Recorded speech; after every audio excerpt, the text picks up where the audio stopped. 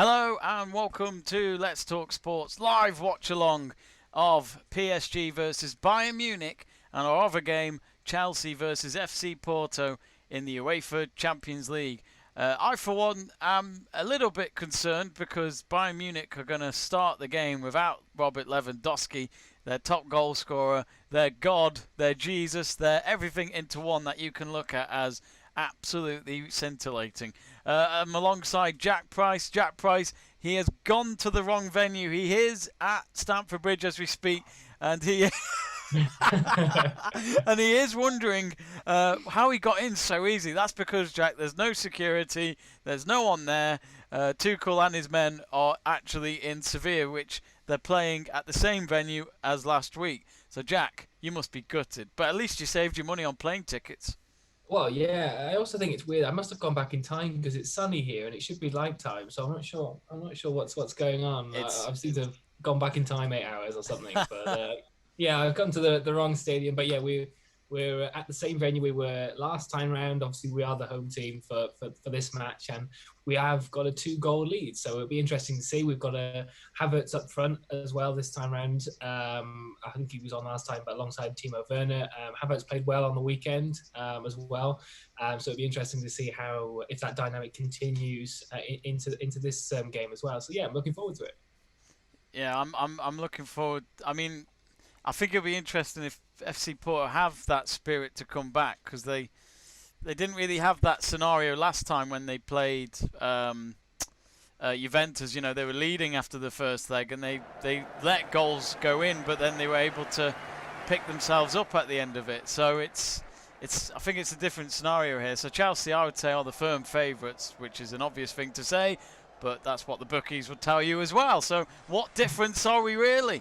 I don't know what I'm saying. In case anyone is wondering, yes, I am wearing a Germany shirt, and it's just a coincidence. Maybe it's Hansi Flick's new job in the summer, especially if they go out tonight, but we shall see. I've got the Bayern Munich game on while Jack's got his Chelsea game on it, and where I'm watching it, it's got the teams out onto the pitch. Let us know, folks, in the live chat page who you think will win. Who do you think will advance to the semi-finals? Of course, there's tomorrow night as well, which we'll be doing a live watch along of that. That'll be Luke and Joe doing that one for Liverpool versus Real Madrid, and I'm sure they'll keep an eye on Man City and Dortmund. So do join them for that. But tonight it's all about this game. Luke Tanner says, "Good evening, lads." Random says PSG in capital letters. Hello, both for you. Hope you're well. Anyway, I'm just looking at the lineups now for Bayern Munich and PSG, which is very interesting, Jack, because Bayern Munich don't have Lewandowski, and yet they're going to have to rely on their main man up front, Choupo-Moting. But he did score in that game last week to help them come back and then still lose. Yeah, well, they've also got Thomas Muller still. Is he still playing tonight? He is, yes. So that's one player they can rely on at the moment. There's no doubt about that. I was going to say he was effective in the last game as well, and still has it on in terms of the big stage. So yeah, although it's a major blow for them in terms of going to the next stage of the Champions League without their main striker, I think because like I said, Choupo-Moting scored in the last game and of the Champions League, and obviously Thomas Muller did as well. So I think they still have that sort of decent caliber in terms of strike force. But you know, when PSG still have that great lineup, it's going to be a bit more difficult for Bayern to maybe push past them in this round. I've just looked as well that Alphonso Davies is back, but Boateng, Kimmich, and Lucas Hernandez have all got yellow cards. So if they get another yellow card tonight, they'll be missing their next game if they do go through. Ready? I'm about to kick off, Jamie. If you got the timer. I better get the timer going. Okay, go. There we go. And our game's just about to kick off. It's Bayern Munich that will kick off in their full red kit, and PSG in their home colours of the very dark blue and then the red strip coming down the middle of the shirt. Mbappe and Neymar up front. So Bayern Munich know that they've got to get goals up front, but they've also can't afford any mistakes either, because they saw what happened with Mbappe last week. He had 2 chances and he scored both. First one first goal of the night was obviously debatable. It should have been dealt with by Neuer, but the second goal was just how he read that and made them all look the other way, and then kick it into the bottom left corner of the net was quite scintillating. And it's not snowing tonight either. And it's not snow, yes, which in my eyes I think snow's a curse for Bayern, because the 2 games I've watched them play at the Allianz Arena in the snow, they've not won. So I think that is a curse right there. When it happens more than once. Next season they will have a roof from those Champions League winnings from last year, even though they used it to probably sign Choupo-Moting, who's up against his old club tonight. Imagine that, if Choupo-Moting, he'll do as Zlatan, won't he? If PSG win the Champions League this season, then he would have missed out again. He's unlucky. He's very unlucky. Oh. Just sorting out my cameras, it's a bit out of sync. Let me just sort that out. It's always a bit out of sync with this new camera. I still need to learn it. Anything happening in your game, Jack? I was going to say Porto. I don't know where Porto's come from. I was going to say Porto started the better team. They did go on a few attacks a couple of minutes in. So I think, if you're Porto, you're going to have to come out straight away in this game, because obviously there is only this game remaining. Sometimes when you have 2 legs, they sit off maybe for the first half of the first leg. Obviously don't want to give any counterattacks away, but I think if you're Porto, you sort of do have to start off on the front foot for this game, simply because they're 2 goals down anyway, and they can't afford us to score 1 in the first half of this game. So I think Porto have to start off on the front foot, and they have done that in the first couple of minutes. Yeah. I've just stopped my video on Zoom for a moment, Jack. I'm just trying to test a few things out, but did that work? I think it did. I'm just going to test out. So you can't see me at the moment, Jack. You can just simply hear me. Great. It seems as though it's really weird. I see how it is. Oh, Mbappe just missed the target, and already Bayern Munich are probably thinking, "Yeah, we got a long night ahead." Now, I just thought I'd try it because my camera is now in sync on the streaming app. So now it's not. I don't think. Is it? Yep, it is. It is. I'll have to figure this out. Maybe it doesn't like having it on 2 things at once. I have no idea. Ooh, that was a bit of a challenge from Pepe on Havertz. Tuchel saying he's used his arm in terms of elbowing, but I think he's just tried to use to get height in to go for the header. But yeah, it wasn't the best challenge for Pepe there. As usual.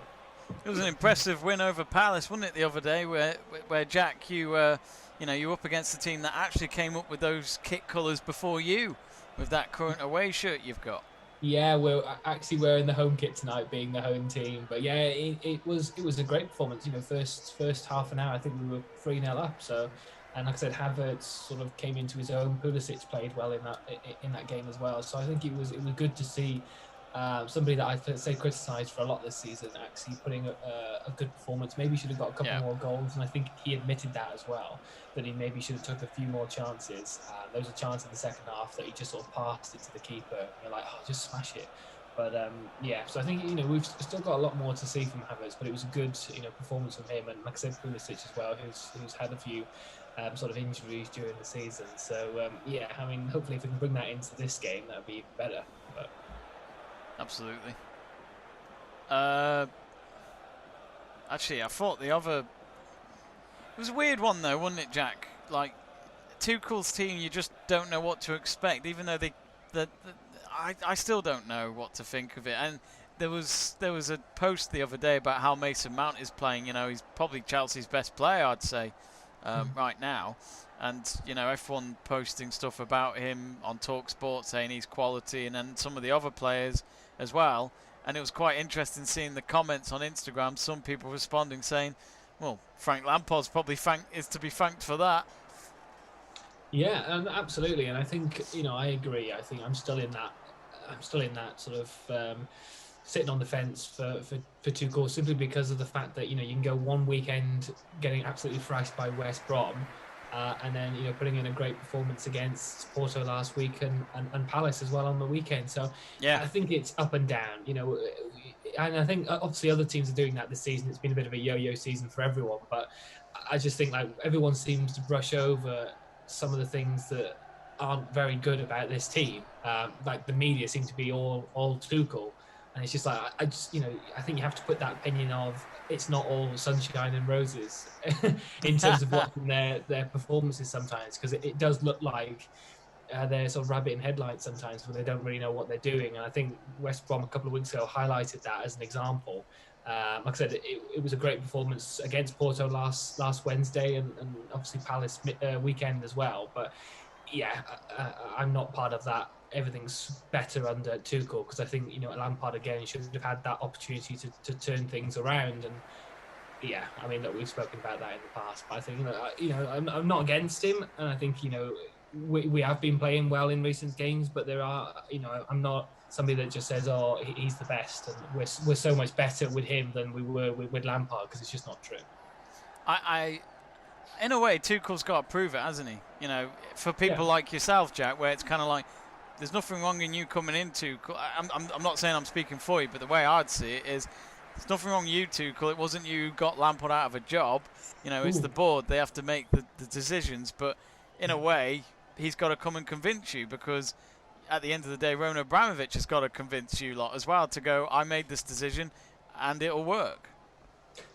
Absolutely. I think he knew that. I think if he was being honest, he knew that when he was, even if we weren't having a great season under Lampard, I think even he knew with the legend status that he had, he needed to hit the ground running and needed to prove to people that he is the man for the job at Chelsea. And I think taking that status from Frank Lampard was always going to be difficult. Even though, say, we didn't win anything with Frank, he was still a legend at the club. And I think he spoke about it. I think the first time he's spoken about it recently, saying that it will always be an honour to manage Chelsea, which is obviously, as fans, something we want to hear from Frank, obviously, and he is that legend as a player. He said obviously it was a shame that he didn't have many fans during his time, because obviously it was only in September to March, say, of the first season that we had fans at the stadium. So I think that's been a miss for him as a manager as well, to not have the fans behind him at the games. But yeah, I think Tuchel obviously has to prove himself, because obviously he left PSG in sort of a sour patch, as it were, in terms of how it broke down. So yeah, I think he does need to prove. And like I said, we do see games when it's like, wow, okay, it is. I can see what he's trying to build, but then obviously we have them blips where it all goes to pot, like West Brom a couple of weeks ago. Although I keep saying West Brom was bad for us, but again they beat Southampton quite convincingly yesterday, so they're looking good themselves. So do subscribe, folks, to the channel if you're enjoying the stream. We're at 697, so we're just 3 away from the 700 mark. So we'd really appreciate it if you could follow the channel. It's free to do as well. When you see that word subscribe, it doesn't mean you have to pay like a monthly fee to £100 a month with Sky, not something like that. We do it for free. We do it for fun. PSG currently with Mbappe. It's up against Pavard on the left-hand side. He's beating Pavard. Tries to find Neymar. Oh, Kimmich, what's he done? Oh, nearly. Kimmich nearly gave the ball away to Neymar in front of Neuer, which luckily for Kimmich, his German counterpart, had made the save, but Neymar was offside anyway. But at that time, they didn't know, and Kimmich's awareness there was, oh dear. Yeah, there was a bit of a bad link-up between him and Hernandez. But it was Hernandez who tapped the ball away from Neymar, and then Kimmich's body was in the way, and he tapped it back towards the Brazilian's direction. But luckily, Neuer was there to make the save. Again, it was offside, but Bayern Munich have to get 2 goals tonight just so that they can be leading if they don't concede any. So this is a big mountain task. But United did it once at Parc des Princes, we all remember, when they were 2-0 down. So who knows? Of course we bring that up. I miss those days. But actually, I enjoyed the day on Sunday when we beat Spurs, and Son looked like he came back from the war with those injuries. Poor bastard. What happened there, Jack? Oh, it was a bit of a sort of defensive. Rudiger passed it back to Mendy, and he sort of panicked and passed it out, and it went straight back to a Porto player. and managed to. I think Jorginho managed to just block it as the Porto player tried to take a shot. But yeah, that was a bit dodgy, passing around the back from Chelsea. I hate it when we do that. We don't really have them players that are confident, really, passing around at the back. It's a bit annoying. Yeah. Yeah, I've never understood it. I know some people say it's the new way of football, but why make more risks? That's what I don't get. Don't worry, Jack, you will see my face because I'm going to join the Zoom chat with another account, so you can see me, but on a different device. So many accounts. It's so annoying. Right.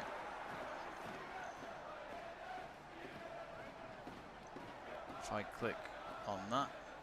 I'm expecting greatness from this camera then, Jamie. Oh no, this one's really bad. The camera from my laptop. That's what it'll be. I'll have to remind myself to mute the mic when I join.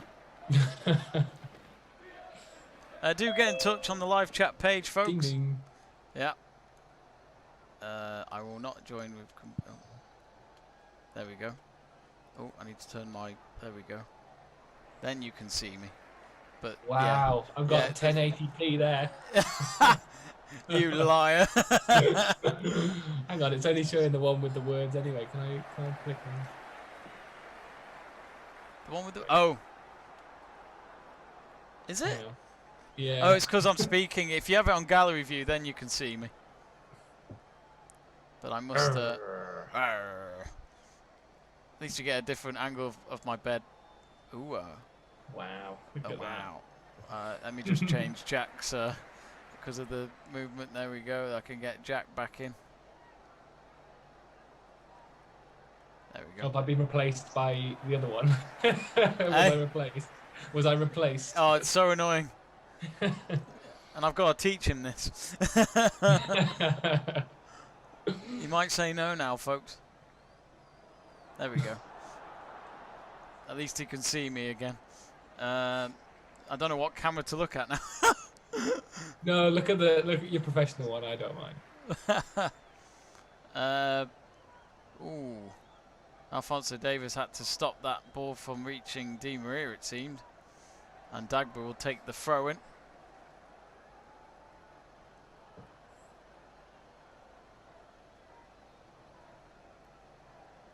Yeah, no goals in any games yet. We've only had around 12 to 13 minutes in both games. Goalless at the moment. 3-2 on aggregate between PSG and Bayern Munich. Chelsea with that comfortable gap at 2-0 at the moment. Yeah, I think it might be about quite slow in the first bits because I think Chelsea is sort of happy at the moment with that 2-goal lead. I think they're just waiting for Porto to say go on the offensive to be able to counter attack. I think that's why Pulisic and say Havertz are on the pitch for the start of this game, and they're sort of waiting maybe for that counter attacking opportunity to say pounce and make it 3-0 on aggregate. So I think we're just sort of waiting for Porto to make their move. Yeah. Luke Tanner's got in touch saying, watching the Chelsea game, I feel like Porto could take this into extra time. Chelsea haven't looked good so far. What do you think to that, Jack? Well, I think he's right. As I said, I think we're just waiting for say Porto to make their move. I don't think we're going to be anything spectacular tonight. I don't think it's going to be a great game to watch. Say, I just think it's going to be we're going to try and grind out the result. Don't make too stupid decisions and go all out. And maybe if they also get the first goal, we get a bit hesitant and they could get back into the game, like Luke's saying. So I think maybe just play it safe and allow Porto to make that first move, and hopefully we can capitalise from that. I think that's the game we're probably going to have. It's not going to be all exciting, but maybe it would be great watch. I do think they could just do with a third goal, can't they, Chelsea? Just be absolutely sure that it's going to be difficult. Yeah, absolutely. And like I said, I was just going to say I was jealous of yours last week because I thought yours was a much better game to watch anyway. But it was a good game. You had 2-0 lead, then a comeback, and then the team that were originally in the lead take it again. But any excuse to watch someone like Mbappe and get used to the fact that I think he'll probably be the new #1. Maybe he is now. I'm not going to say it, but some people might start to consider that. The French will. I think the stats at his age is incredible, really, isn't it? And what he's won already in the game. Oh yeah, it's great. I mean, even if he finished his career now of a World Cup, screw it, you've done it. Yeah. World Cup. If I was a footballer, that's the one I'd want to win. If only if you're from a country that should be competing for it. If that makes sense. You know, you've got these African countries who have good players, but the history will tell you that an African team's never got near a World Cup. You know, the best they've ever gone is quarter-final. African Cup of Nations would be the one for me in sort of that. Yeah, to win that. That's the one. And I think any country can do that. Yeah. Because it's I think it really is down to what players you've got it's not money in terms of development. But I mean, look at what the US are doing. They've sent so many youngsters out to Europe, and it's creating a bit of a promise. But I hope that's wrong. As a Mexico fan, that would not be good, especially with that wall. They could do with that in their defence. Michael Bradley, under Bob Bradley's management, that was good. He's the LAFC manager, isn't he, these days? Is he? Yeah, I didn't know that until I watched the MLS YouTube channel is showing like classic games each week at the moment, and I watched Carlos Vela score the other day in one of them for LAFC, and I saw Bob Bradley on the sidelines. I was like, oh, right, Bob Bradley. Am I sort of forgetting how old is LAFC? Because they're relatively new, aren't they? About 3 years old. 2018 they started, but Matthew McConaughey's got a new team this weekend, Austin FC, who actually play LAFC, and Matthew McConaughey's already reached out to Will Farrell and said, it's pretty much said, I look forward to seeing you, since LAFC is co-owned by Will Farrell. It's crazy, isn't it? Because you got David Beckham for Inter Miami as well now. It's just like the A-list are buying sort of football teams now. It's just like the infamous. It really is. Di Maria's just been fouled. Again, it's Di Maria. He's probably just pretending he got fouled. He's being treated. That's a bit polite. An ant. Come on. Ooh, come on. Oh. No. We wasted that. I think. Yeah, we wasted that. That was an opportunity that I've sort of been mentioning that. I think it came from a corner from Porto, and then we counter-attacked with Kante. Managed to shrug off the defender, passed it back into the box, gave it to Pulisic on the outside. And loads of bodies around Pulisic, passed it to James, and he just sort of drags the shot wide. But again, that came from a sort of a counter-attacking opportunity from us. And like I said, I think that's going to be the majority of what we're going to be doing in this game, just waiting for, say, Porto to make that error to capitalise. But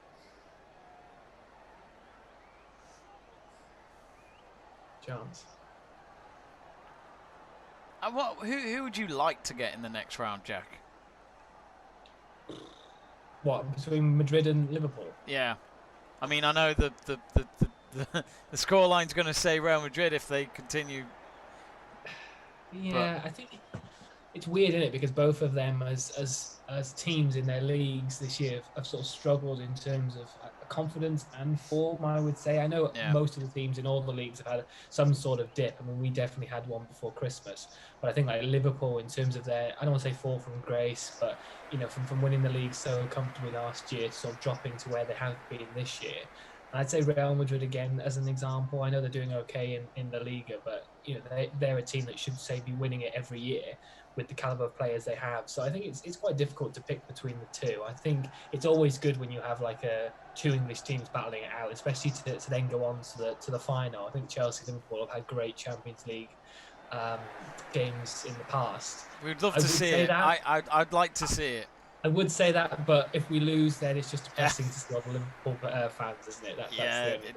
It's so true. Like, you get used to certain European teams where there is rivalry in some of these teams. I'd say Man United, PSG have one, but you can take it compared to someone like Liverpool and Chelsea because of the fans at work that you're at with. They're down the road from you and all that. I mean, you know, I'm not trying to rub it in, but the 2008 Champions League final, you don't want to lose that because it's going to be remembered for a very long time. Yeah, yeah. No, absolutely. And I think any team, I think when the English team sort of battle it out in the European stage as well, I think it just gets that extra level. Like, obviously the Premier League's a high elite, but when they battle it out in the Champions League, I just think it goes on to that next level. So I think it would be great to see, say, the two English teams go into the semi-final, but I think depending on what Real Madrid comes out, it might be a tough task for Liverpool tomorrow. But, you know, we'll see. I'm happy to take any, but I do like to see, say, two English teams in the semi-finals. So 20 minutes gone, both teams. No goals yet, folks, if you've just tuned in. Bayern Munich have been on the front foot for the last couple of minutes. It's now Coman. He wins a corner. Last touch coming off Gabbert. And I've been getting a few French players in my Euro 2020 sticker album. Too many spares. But I've been reading that in the forums that Mbappe is very difficult to find, and I still haven't got him.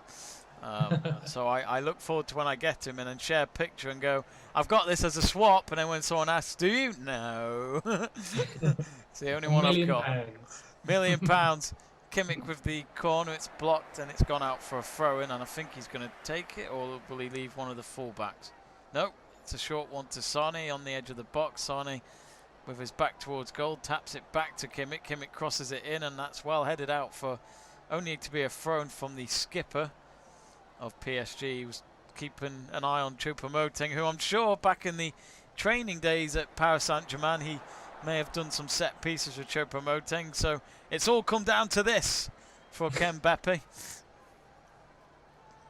Di Maria wins the ball, and he's not sure where to go here. Muller's chasing him, and it looks like they've sorted that out, PSG. But Bayern Munich could just do with a goal, I think, before half-time. I know it's only 22 minutes, but they could just do with getting half the job done, I'd say, in this first half. Ooh, Goretzka with the cross. No, it was Muller. Sorry, Goretzka's not even on the pitch, I don't think. Let me just double-check. I can't remember. No, he's not. Is Goretzka even on the... Goretzka's injured as well. Oh, my God. This can't be a worse time. Bayern Munich have had all season all these players available, and now they're gone when they need them.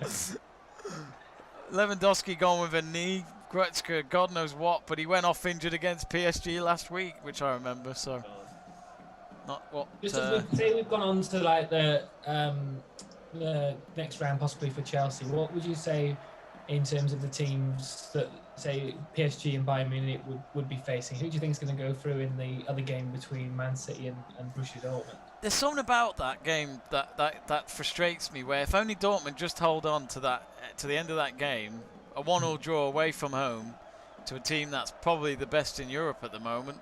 Because I would have said Bayern Munich, but if they go out of this, then I think Man City have to take on that pressure that they should try and win it. Yeah. The whole thing. Puts more pressure on. Do you think that puts more pressure on Man City though, if they Bayern Munich go out tonight? I think it's that and PSG, because I think the winners are on that side. Yeah. On paper. Well, actually, all three clubs have the same method: spend all the money. So I don't know why I said that. But I think with PSG, it's been a long project, hasn't it?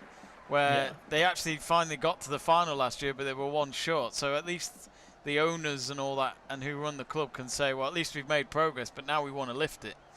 Yeah. I think PSG and Man City will be under the same pressure, to be honest. But I'll say this now, Man City can be a bit comfortable with the league, with that form there, compared to PSG, because they're still having to fight for a league title, which might not be theirs. So you never know. Pochettino, everyone thought it's a dream job for him, but what if he ends the season with no Champions League and no league? You've got the Spurs version of Pochettino right there, my friend. Do you think he'd be more judged on next season though, because he hasn't had that long there? Well, yeah, he's got to have. They still expect success at PSG, do you think? Well, I mean, you and I have common sense, Jack, which is to give him time. But you know what the press and the media and the fans are like at some clubs. Yeah. But Pochettino's a former player, so I think that helps. Oh, Choupo-Moting, nice flick to Sane. Oh, I thought he scored. It's just past the post. Lovely flick. Sane again, just this time it was open for him. And why did he cut in? He cut in when Kembepe was on that path, so that would have made it more difficult. And even Muller's screaming, saying, "What? I'm here." But yeah, Sane's. Who knows? Sane against Man City in the next round. That would be interesting. Something about Sane saying his move to Bayern. I obviously don't watch as much, say, German football as you and Seb, but has he really, like, making that step was quite a public thing to move from Man City at that time to go to Bayern Munich, and Pep obviously let him go because he didn't want to be at Man City and he wanted to make that move. Has it really worked out so far for say, Sane? Because he struggled last week as well, didn't he? Yeah, I'm not sure. I'd say it hasn't. First few games of the new season, it looked like it was going to plan, but no, he hasn't. And I think this is the one game he needs to turn up, because you don't have the big guy on. Yeah. Exactly, you need him. And Choupo-Moting, Kimmich, just past the post. Instead of what we said last week, Jack, I'd say Navas save. Instead, it's past the post.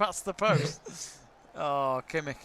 I don't blame him for trying. He had the space outside the box, and he's frustrated with himself as he screams straight after that, like, "Ah!" Your man, Kimmich. I've got his. That's who's on my back. On my back of my Germany shirt. I found it for nothing on Depop. It's a fake, but it's a replica. So the guy who had it said he didn't like it, and I said to him, "I'll give you a tenner or whatever," and that was it. I'll give you a tenner.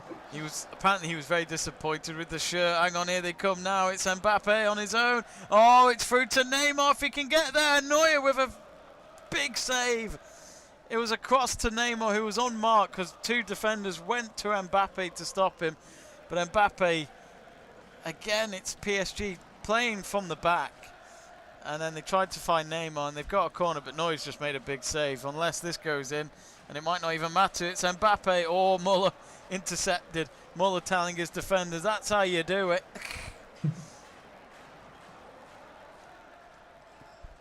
So, again, though, Jack, this is why I say this about Bayern. They've got to take these chances because PSG are more clinical.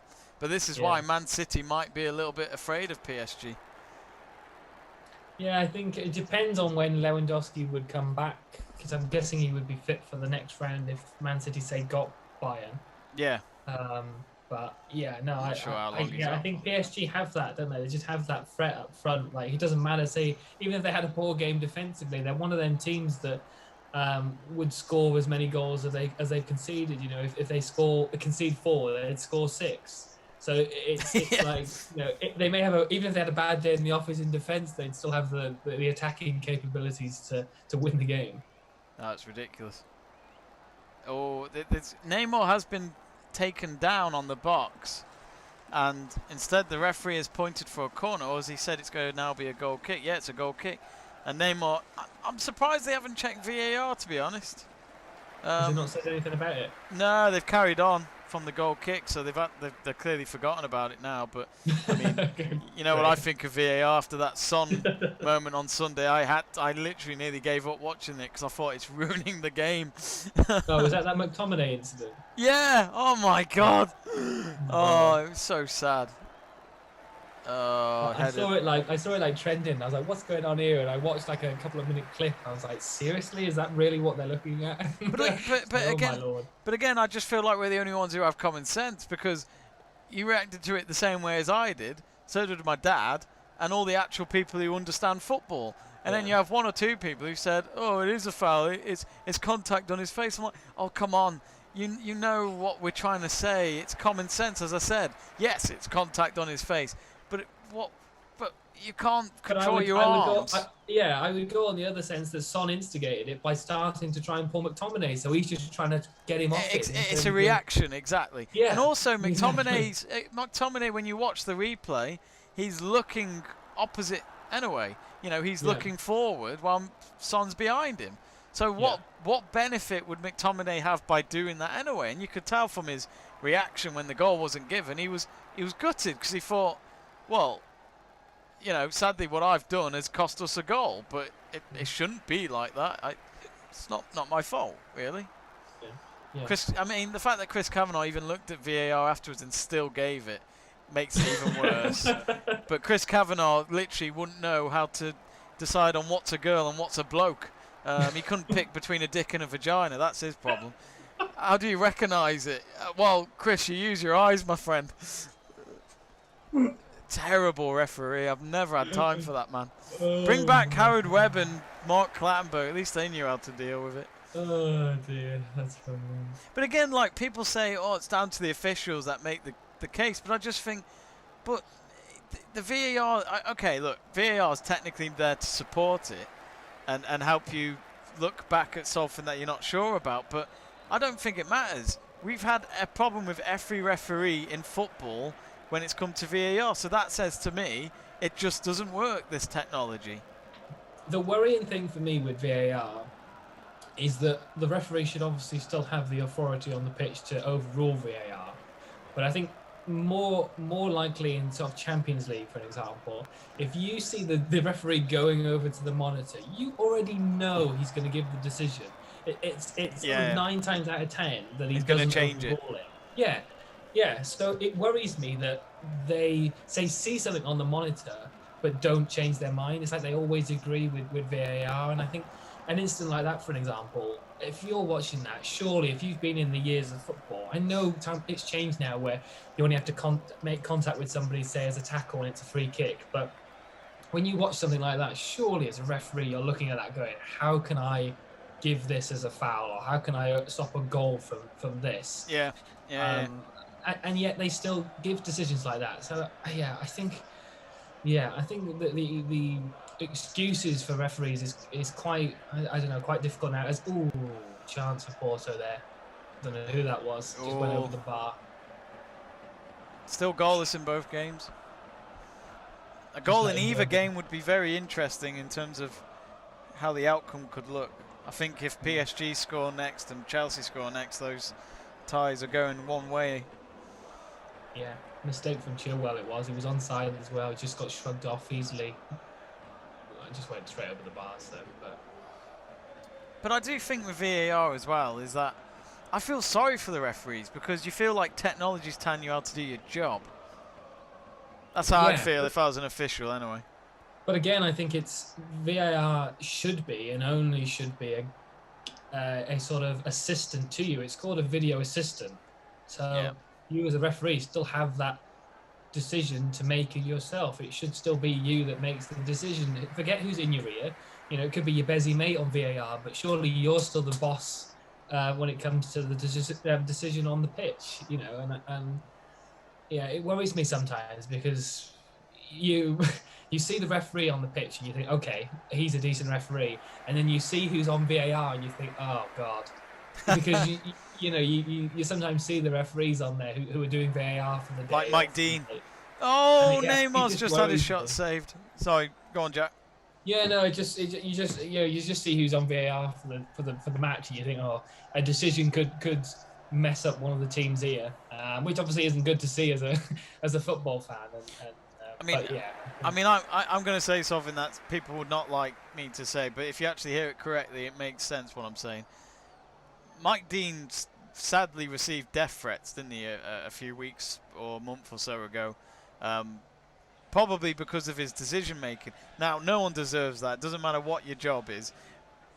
But I will also say this: when you are consistently making bad decisions that can cost clubs millions. And also, let's be honest, the fans are aggressive. That's football. It will always be an aggressive sport, I think, compared to like rugby, where the fans stick together with other teams' fans. Yeah. But expect it, because that's what happened with Kalina, and Kalina was a good referee. Mike Dean, if you can actually Google Kalina and Chris Kavanagh, Kalina would actually tell you what a dick might be for a man and what a vagina would look like for a woman. So you can learn a thing or two from him. But I just think it's kind of, I mean, look at the Son thing that happened the other day. I'm not saying he should get it, but he got online abuse. But I'm sorry, but if you're doing actions like that, you're going to get it. That's the world we live in a way. I'm not saying it should happen, but it doesn't help if you do these things that people don't like. And I think if you don't which is like something it, we spoke about. Which is something we spoke about last week in terms of social media, in the sense that if I was a sportsman, I wouldn't have it. I wouldn't control it. it's I a wouldn't either distraction. have it, or I wouldn't have it where somebody else maybe controlled the posts that were put out about, say, things that I was doing, or like activities or brand sponsors or anything. That's great, but I wouldn't be in control of the social media. I just, yeah, like you said, it's just a distraction, and it's not something you need as an elite sportsman, in my personal view. And yeah, it's wrong that people receive threats and abuse like that. You know, yeah, it's just stupid people that create an account with no sort of. You don't have to give any information to create an account. You can just create an account and instantly abuse people online. And I think that again is something that really needs to be worked on. But I think, yeah, I think it's difficult when you're making bad errors in terms of, and they are. And I think the best thing for me as a fan is that if the referees or the association came out a couple of days later, or it doesn't matter, a couple of days later, and just said, okay, we made a mistake. And it's like, okay, at least they're owning up to things like that, but they don't. And some of the best footage, would that make it worse?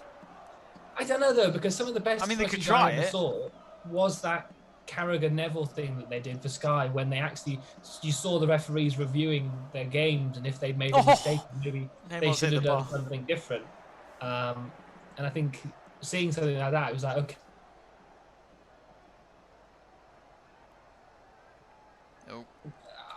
I would be happier to see information like that. I get it from your side that maybe if you saw it and they went, okay, yeah, we did make an error, then you may be a bit more annoyed. But I think actually owning up to it instead of just ignoring it every week maybe would be a better aspect. But I don't know. Yeah, there's two ways, isn't there? Because if you go week on week, continuously, and they make errors, but they don't say anything about it, so every week there could be an error, and they're not going to say anything about it. That's what annoys me week in, week out. But I just think VAR, dear VAR, you gave it a go. You're not improving it. Now piss off. That's just how I feel about VAR. I think we've given it enough time. We've had it since the last World Cup.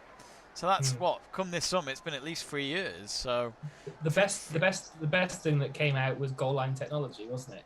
Yeah. But it was instant and simple. yeah. But I was listening to Arsene Wenger the other day on this FIFA podcast, and he because he's working on FIFA to help promote the sport in different areas. Try America first, try.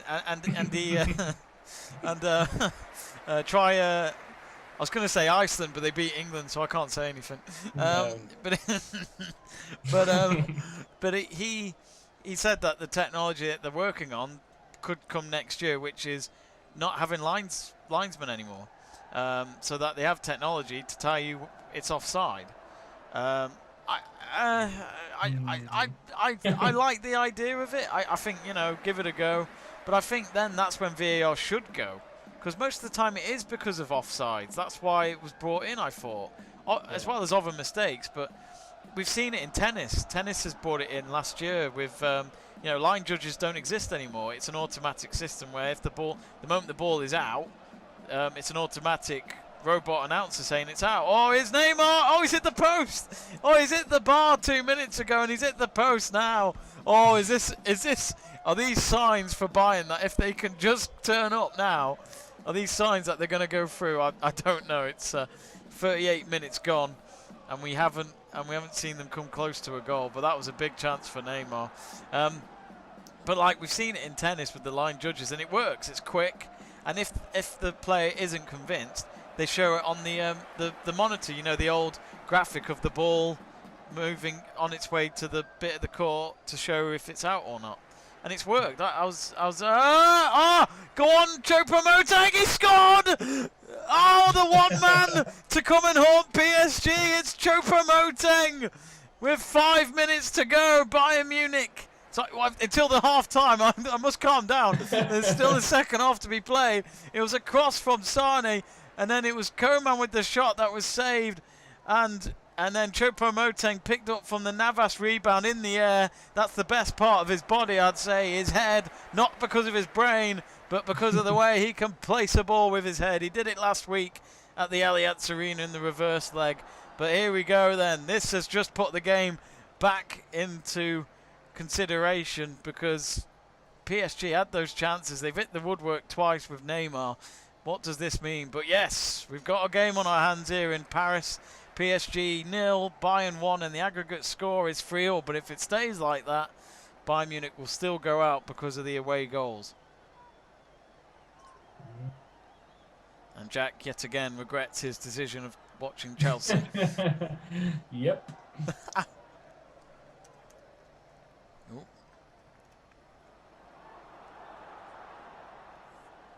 Has there been much? Oh, hang on, just before I ask you that, here's PSG. And there's going to be a corner for them on the far side. We've had a question in from Kittler Sehem Shimani asking for the link. I'm afraid I don't have a link for the stream, but it depends where you're from. Let us know. I can tell you at least what channel it's on. In England, it's on BT Sport.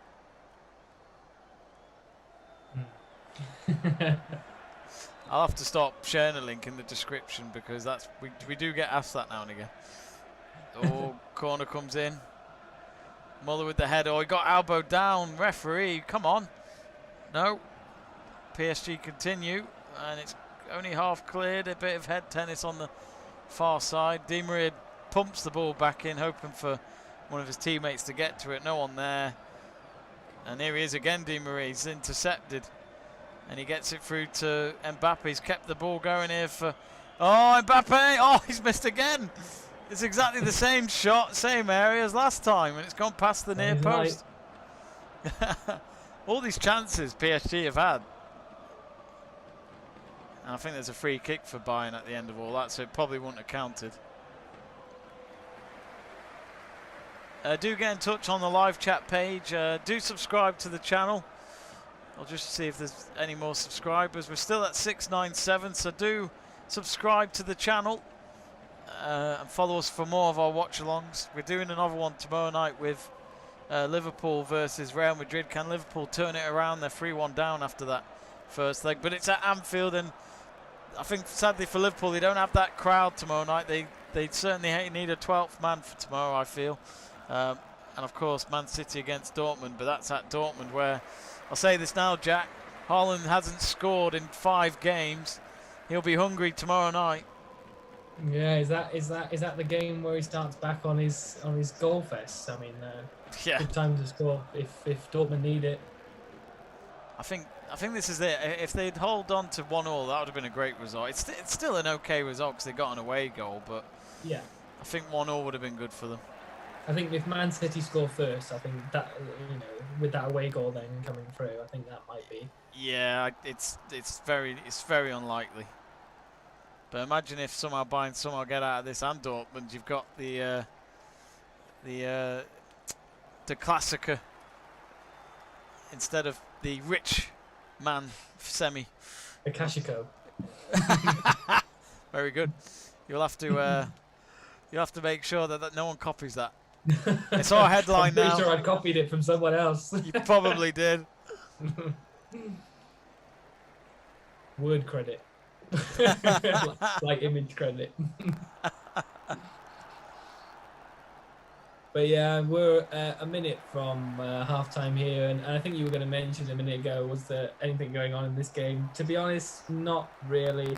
Both teams have been, say, up in the attacking areas, but nothing really. I think Havertz has had a couple of chances, but nothing to really discuss about. Porto have had a couple from, say, that Chilwell error that I mentioned earlier. But yeah, nothing major. It hasn't been a hugely entertaining game at the minute. And like I said, I think we are seriously still off that, you know, the tactic of waiting until Porto sort of make their attacking presence known. I think I'm a bit surprised that they haven't done that yet, because it's going into half time. It only leaves them 45 minutes to get 3 goals to win the game, or to win the tie. So I think it's weird that they haven't made much more of an impact. We've got a minute on added time, but yeah, I'm a bit surprised. I think we are literally like, okay, well, we're 2 goals up. if we can get a third, then that's great. But we're waiting sort of for Porto to make that move, and yeah, I'm a bit surprised they haven't done that yet. But who knows? PSG have got a free kick on the halfway line. It's about to be half time here as it's about to reach 45 minutes.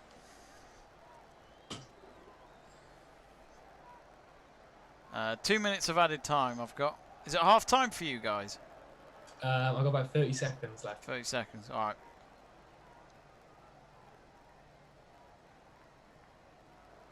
Right.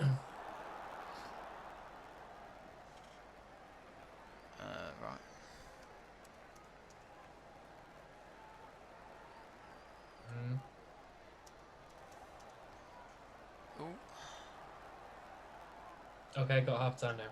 Half time for Chelsea and FC Porto. Thoughts on that so far, Jack? Because I guess really for Chelsea, it's only 45 minutes to go, and nothing's changed on the scoreline. They'll hope it probably just stays like that now. Because you've got a big semi-final on Saturday, haven't you? You don't want to end up in extra time when you need the energy for Saturday. Yeah, and again, I think that's a big game for both. I think, like I said, Man City playing tomorrow night.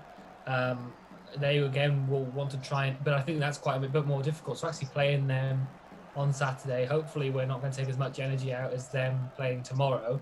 So it might be a sort of good sign for us. But yeah, again, like I said about a minute ago, I said we are literally just waiting for them to be able to pounce to say counter-attack. Sane. He's just not doing it in the final moment. Sorry, Jack. He cut in, tried to do his classic move, and then he just went for a low shot and Navas simple save at the end. But you know, if Bayern get this second goal of the night, they'll be leading the tie, and they would be only one away goal short of PSG's. So if they had got 2 away goals in the first half, it's exactly what Hansi Flick would have wanted. Yeah. 2 minutes of added time, and it's half time. Yeah, go on, Jack.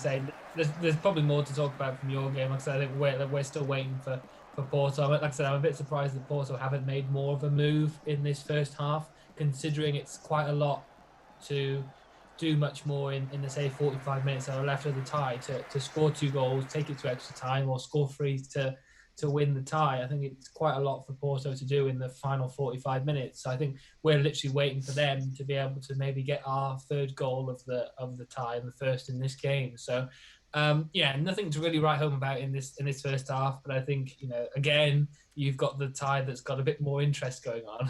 I feel like the amount of times Jack has said that already, which is at least 26 times. I think Jack wants to swap games. Game up. You're more than welcome. You're more than welcome. You have to use that stream link I sent you a few weeks ago. Yeah. Put the link in the chat where the other person's asked for, and I'll use that. So yeah, half time in all our games, and only 1 goal to report on. As mentioned, it was a late first half goal, 40th minute I think it was, and it was Choupo-Moting who scores yet again in this tie. He scored last week with his head, and he did it again tonight, and of course against his old club. So PSG can't deal with their ex-teammate in the air, it seems. But that is a big goal, because I think if Bayern Munich were goalless at half-time, I'm not saying they wouldn't get through, but I think, like I said, you want to get at least half the job done. And if they can get another goal now. But there's been big chances from PSG. Neymar's hit the crossbar and the post, and it just shows that those chances, if you don't take them, PSG, like they did last week, it could come and haunt them at full time, but we'll see. So yes, who knows? Who knows? It could go to extra time if Bayern Munich somehow get 3 away goals and PSG get 2 goals back. I mean, that would be crazy end to a tie like that. I really would be jealous. I mean, of course, it was last year's final, so you'd think there'd be a bit of revenge there. But no, it's that is your half-time scores at the moment. Just a quick update of what's coming up on the channel. Tomorrow night we've got Liverpool hosting Real Madrid at Anfield. We've got our Liverpool supporters of Joe Stanley and Luke Tanner who will be doing that one. So do join them when the game kicks off at 8 o'clock tomorrow night. Can Liverpool do another comeback like they have done on so many European nights in Liverpool.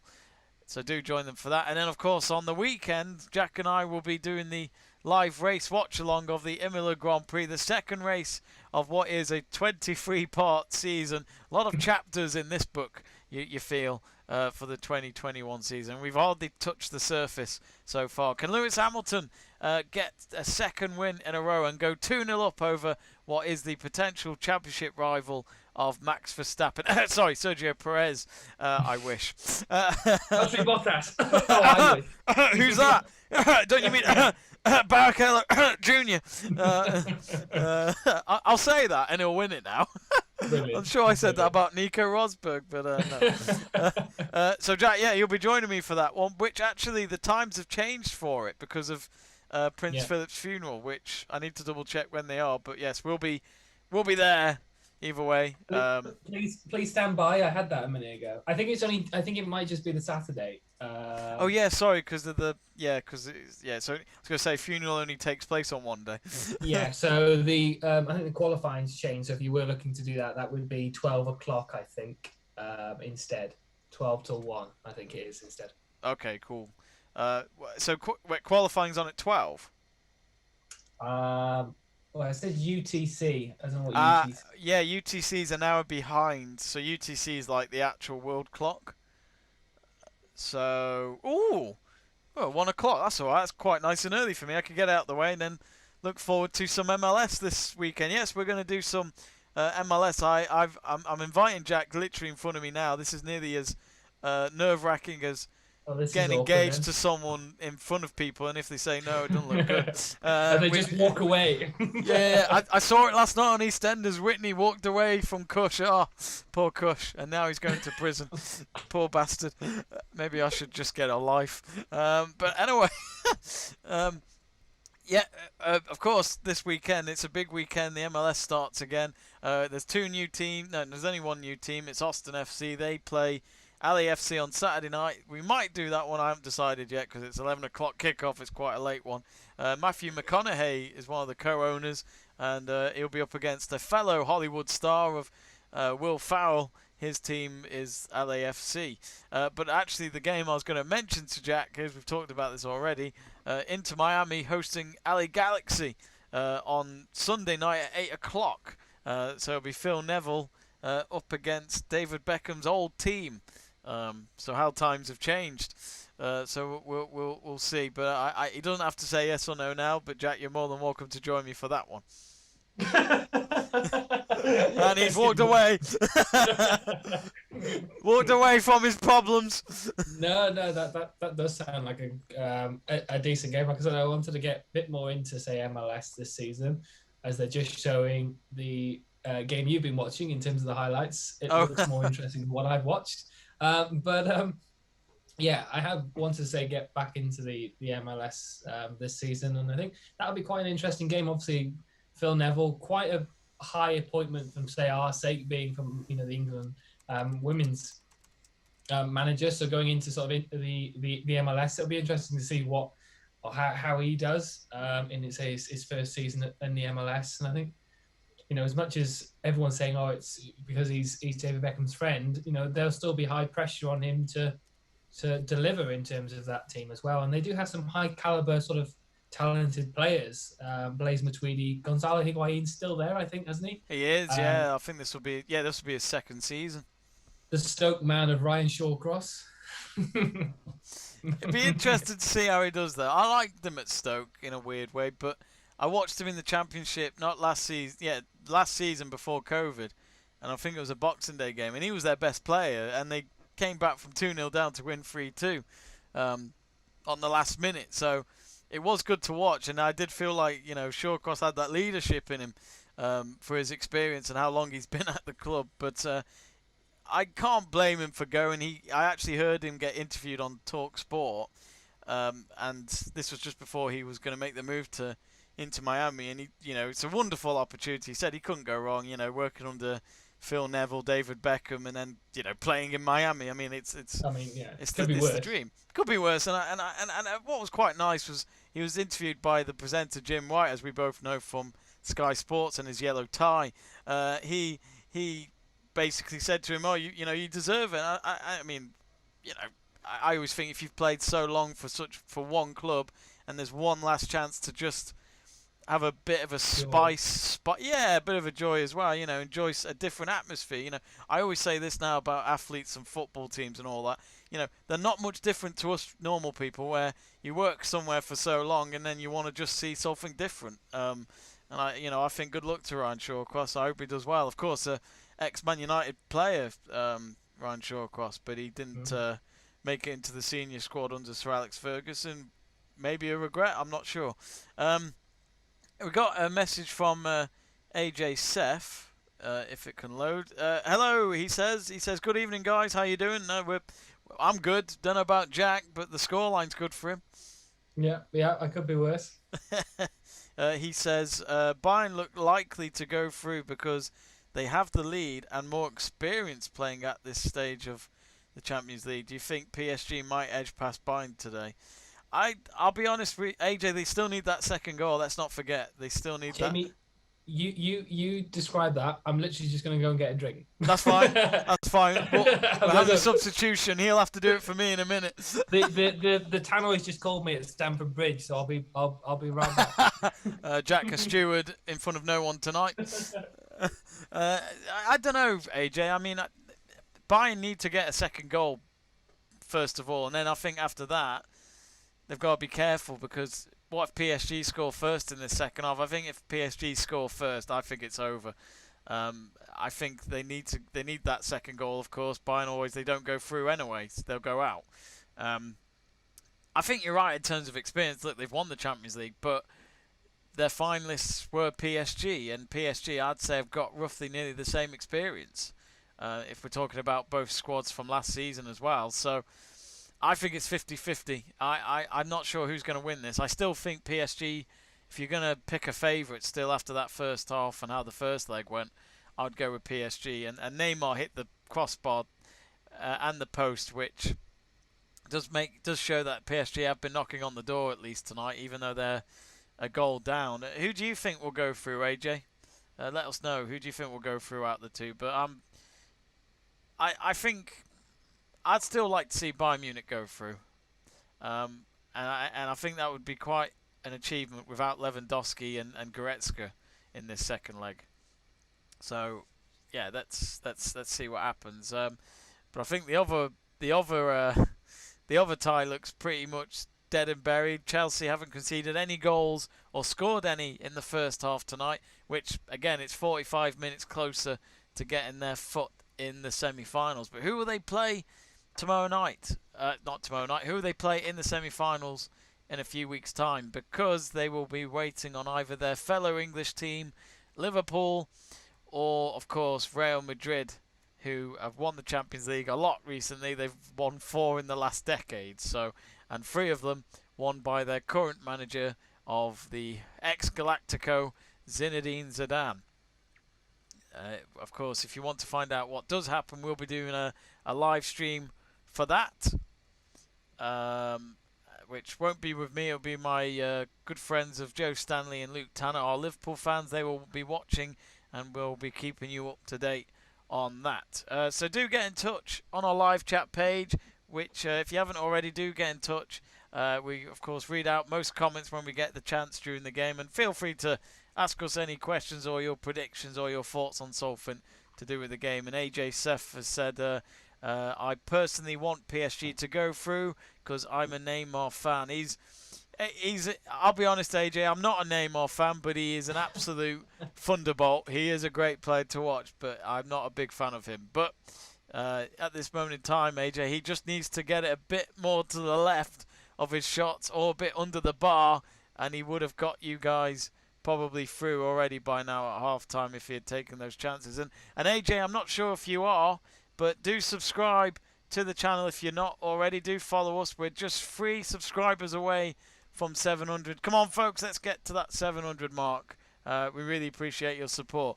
I'm going to leave you with Jack for a moment as I get a drink. And Jack, feel free to talk nothing or talk whatever you like. Excellent. I'll talk a load of rubbish as usual. Just seeing Olivier Giroud warming up. second half. If people don't have seen me say in the past in regards to Chelsea, obviously give my actual honest opinions. There's no sort of jokes about that. I think if you know me, you'll know that I think Olivier Giroud should be getting a lot more time in terms of his performances for Chelsea. We see what he can deliver week in, week out when he gets the chances and the opportunities. We know he's great in the European competitions. He's great for France as well. He's one of the highest scoring for France in terms of the national facts and statistics. And I feel like he gets a lot of, I don't know, doesn't get enough chances, say, for the big clubs. I think Arsenal, again, used him as a super sub. I think Chelsea, again, under so many different managers, have sort of used him as a substitute and as the super sub reference. And I think he should be getting a lot more opportunities. Last week against Porto, he only came on with 20 minutes to go. And I think, he doesn't get enough credit, I think, that he deserves. I think Havertz has sort of been given the opportunity because he played well midweek on the weekend against Palace. And I think that's, maybe he should have been, because he did play really well. And I think that lineup of him and Pulisic did do well in the first 30 minutes. So I think it's maybe warranted him getting the start today. And him and Pulisic, starting the game. But I think Giroud, I still feel like Giroud should be able to be given more opportunities in the team. I think he doesn't get that. If anyone wants to comment in regards to sort of the striking options for Chelsea, that'd be great for obviously Jamie to let me know, because I can't see in regards to the chats. But yeah, for me, Olivier Giroud should be getting a lot more opportunities. And maybe we should be utilising Timo Werner and Havertz in different options. But Jamie's just tuning back in. I'm having my striker rant for Chelsea. And just to say, I've seen Olivier Giroud sort of warming up at half-time and still feel like he doesn't get the opportunities he deserves. I mean, he's not the only striker, though, is he? Like we've talked, I'm not on about other current strikers, but there's always been one or two strikers that we remember in football that just aren't rated enough, are they? They're underrated, and people just don't seem to see the obvious when they're the coach. Yeah, I've just ranted. I'll start my rant just in a minute. We're about to kick off. I better. 1 second. Okay, there you go. Just Cracking. Start the time or whatever. But yeah, I just mentioned it. I said at Arsenal he was used as a super sub. At Chelsea, it's basically the super sub role. But you see what he does for France, and you see what he can do at European competitions. And I understand. I said I understand why Havertz got it, because he played well over the weekend, and maybe he was given that to keep his confidence up. But I just feel like he's very unlucky in terms of not getting the opportunities and the consistent opportunities that maybe I feel like he should get. I think he has been one of them players over his career, which is a shame. It is a shame. I'm just trying to remember the certain players that we've had. Igalo for me at United, I liked him, but he just didn't exist this season, and then he disappeared in January. But he seemed to score. Did he go back? He's gone to. I think he's gone to Nigeria or the Middle East. I think. Has he? He was in China, wasn't he? Did you buy him from China, or did he just leave? No, he just seemed to leave. I think after. I'd imagine they didn't want to keep him anyway. But of course, let's not forget the wage cap. I'm not sure if that was a problem for him, but maybe it was. Yeah.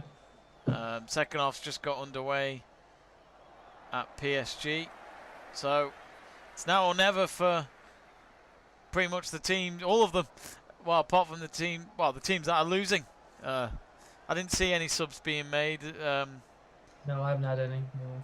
So no update there. We're now at 698. So thank you very much for the support.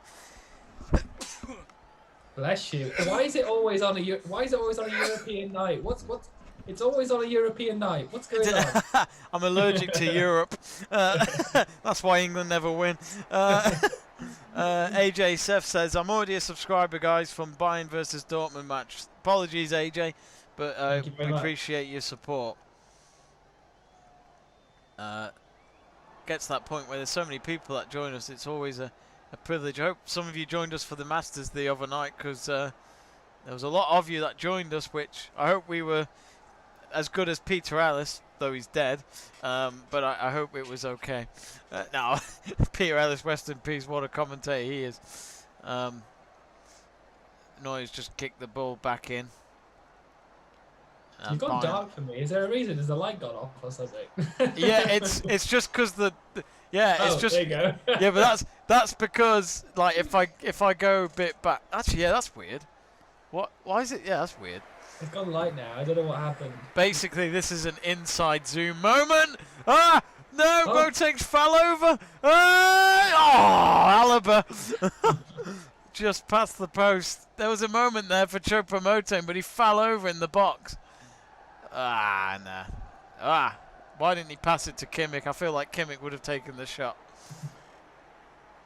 Not to show off my shirt or anything. If he scores, will you take the hoodie off and show Kimmich on the back? I will have to, yes. I've noticed you have certain models who, like, for example, there's this Man United, well, I would say super fan. She's very dedicated to the club, but she's also a model. She's called Lucy Nicholson, and she seems to wear, tight football shirts with a name on the back. But she had like a Sancho one for Dortmund last season, and it was kind of like, come to Man United, and she was pretty much half naked, just wearing the shirt. And I just think to myself, wow, it's quite a beautiful thing. But but she is a big United fan, in all fairness to her. Shame. I don't think so. This is where our religious views disappear. But actually, going back to the MLS, yes, I'm the same as you, Jack. Where I feel like maybe we'll say this, and then 2 months' time we'll be like, "Did you watch the MLS?" No, I've not watched any. No, yeah.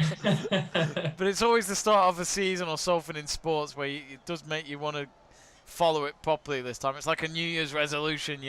You want to actually do it. Oh, PSG in the box. Oh, it's way over the bar from Neymar. Ooh. Oh, hang on. Sorry. It's all right, Jack. There's a comment here from AJ about Chelsea. AJ saying, Havertz needs time to show his skills. He is still in progress, but Giroud is at prime. So I agree with Jack on that. Well, thank you. I'm glad somebody agrees with my points. But no, I 100% agree there. I think Havertz still does. Ooh, Mendy caught that, and I don't know who that was for Porto, but just took him out. Yeah, I think Havertz definitely needs the time. I think I'm still under the sort of premise that you always, if you're a European player especially, I think every player deserves at least this season to get up to speed with whatever league they've gone into or whatever team, climate, if it's a new area, the city or country. I feel like you should be given a season at least, and then maybe get reviewed after that when you go into the second season. So Havertz is still in that first year along with Werner as well. So I think, maybe next season they should have that sort of review and spotlight we put on. And I think it's a bit harsh to say it now, but I think he has glimpses, and Havertz had one over the weekend, and I can understand why he was given the opportunity for this game because he played really well. So I'm hoping that's of more things to come. But yeah, I'm still on the point that Giroud does need, seriously, he needs more minutes. I don't think he's played in the last 3 or 4 games. Like, a substitute doesn't really count for me. Like 10 or 20 minutes to go. You can make an impact, but sometimes you don't even touch the ball. So depending on what time you came on, in terms of, like, say 5 minutes to go, it's pretty pointless making that substitution. So yeah, I don't get it. Yeah, I think it's. I never see the point. I get it when you see youth play, maybe. But yeah, but when they're time wasting, it just gets added on. So what's the point? yeah, like, I remember when Solskjaer put on Twanzebe. Oh, hang on, Neuer will get there. He's the sweeper keeper, no problem. Boots it, he slides and boots it way out for a throw. Oh, actually no, it nearly went for a throw, but Sane kept it in. But yeah, I mean, I remember the one time Solskjaer put someone on late, and it was Twanzebe, and yep, he gave away a free kick, and Everton scored on the last kick of the game. Oh, is that Calvert-Lewin? Yeah, mate, I fucking knew it was happening as well. I mean, it's those games where all of a sudden, if we beat Burnley on the weekend, our game in hand over City will be 8 points behind which is still a lot of points. But what if we had beaten Everton? It would have been 6 points. It's like, why? And Gary Neville said it the other night on his podcast, where he said it's, I do feel like that when he says that, the gap's all of a sudden closed a little bit, and it's like, what if we had just, got that win over Sheffield instead of losing, and the win and that draw against West Brom and Everton. Those 3 results killed us, I think, in the title race. I think, because it's weird, isn't it? When you're at the start of the season, say, even August, but September and October time, if you lose a game, it's weird because people say, oh, well, it's only the start of the season, there's more games to come. But when you break it down, it's them games at the end of the season when you think, Christ, if we'd won them or we hadn't drawn, them points actually mean more, don't they? And people forget that, I think. Well, look at what happened with United with City in 2012. Same points, goal difference was the winner. Yeah. What if United hadn't lost a game at the start of the season? If there was one, I can't remember. But it's them little things, isn't it? It's those little things, and you can only really feel like that at the end of the season. But they do count. But I feel like that's how Liverpool won the league. Oh, God, you should have scored. Oh, hang on, here's Di Maria. Oh, Neymar's missed it. It's an open goal. Oh, he's going to cry after that. He reached his leg out and he's so... Oh, my. It's just not happening for PSG. Oh, I just feel like there's a script here. And it's a Bayern Munich script. Yeah, Chilwell crossed the ball in. Good ball in. Pulisic was open, and it just sort of hit the top of his thigh instead of actually getting it connected onto his boot. And yeah, it just sort of went wide. But maybe should have been doing a lot better with that. Good ball in by Chilwell, but yeah, Pulisic maybe should have done better there, and that could have been the goal that we needed just to sit a lot more comfortably in this game. But yeah, Jamie, I don't know. Neymar missing an absolute sitter. So Di Maria got it into the box. Got the ball past Neuer, close from range, and all Neymar had to do was tap it in. He stretched his leg out and he missed it. And then Alaba put it behind it was Boateng put it behind for a corner. And here is... Some key misses for PSG then in this game. Moise Kean. I think he's on the bench. Well, it's another corner for PSG. It's going to be on the far side. But, the chances have been there for PSG. Yeah. People could moan about the management and all that, but these are the players that have to do it. AJ Seth has also got in touch again. Says, every time I see Alexander-Arnold, I keep on wondering... Sorry, there's a moment here for Di Maria. It's gone wide. Which is a good thing, the rat. I keep on wondering which version of him are we going to see, given his mixed performances this season. I'll be honest with you, AJ. I will fully credit Gareth Southgate if he doesn't take him. It will be a big... It'll be the headline of his team in terms of when he announces the team before the Euros, and I have to at this moment, if we're going to talk about right now, if he was picking his team, I would give full credit to Gareth Southgate for actually going against the traditional players that have been recently with your team and actually going with players that are actually playing well. And that's how it should be. At the moment, no. I don't. I think when you have had your... I think when you have your pre-tournament matches, which we've had... Okay, yes, there's one or two in June before the tournament starts, but that's not... Normally you know your team already before that. Unless you're Roy Hodgson. Oh, God. Hurricane, you're going to take corners. You really do. Chance. Oh, good block. Mason Mount with the opportunity. Great ball in. And great block by the Porto defender there. Just went over the bar. But yeah, we're getting a bit more attacking threat now. So hopefully it's going to get a bit more interesting for this game. But I wouldn't be. No, it's right. I wouldn't be surprised if Tuchel said to them at half-time, just get that third goal, and then we should be able to set our eyes on Saturday. Yeah, we've gone up another gear since the first half. I think we were in first gear for sure in the first half. So I think we've gone up a couple. Oh, here's Sane. He's on his own on the right wing. I think he's trying to cause a distraction so some of his teammates can make some sort of impact in the box. It's now with Alaba. But yeah, if you go back to that, I just as much as sometimes obviously I'm a Welsh football fan, so obviously I have sort of followed England, but yeah, I would say that basically it's in your face. yeah, Southgate for me, I still feel like would pick the big names, and as much as he brought in more youth over the years since he's been there. And it was like a young squad he went to the last couple of tournaments with. I still feel like he would take the bigger name of Trent Alexander-Arnold and maybe start him in tournaments compared to others that maybe have played well this season. I don't know, but I just get that sort of vibe from it. I do feel the media influence these picks as well. Which shouldn't be. Why would you listen to that? What does it matter?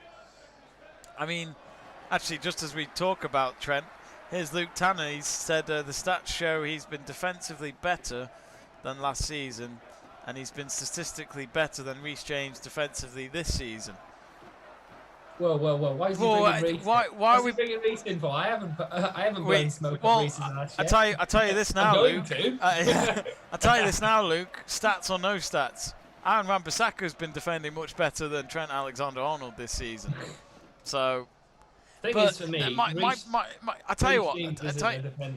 I mean, I know we can't make this happen, but if you got the defensive formula of Aaron Wan-Bissaka and the attacking formula of Trent Alexander-Arnold together as one person, you're sorted. And then all you need is Luke Shaw on the left, and you're sorted for fullbacks. So it'd be Trent Alexander-Bissaka. Yeah, exactly that. Exactly that. Why does he get more letters than Bissaka? All right, we'll try and work it in. Alexander Wan-Bissaka. Alexander, yeah, why not? Or Wan. Like Obi-Wan. Quan Mata. Have you seen the Obi-Wan Wan-Bissaka memes? No. I'll send you a photo later. It's hilarious. Great. It's just him as a Jedi. Just because of the Wan in his name. But I can't see Trent going, but I think he showed in that Villa game on Saturday that winning goal, and Gareth Southgate was at Anfield for that game. If he can do more performances like that by the end of the season, then maybe he will get picked. But I just think why would he not have him in those internationals recently?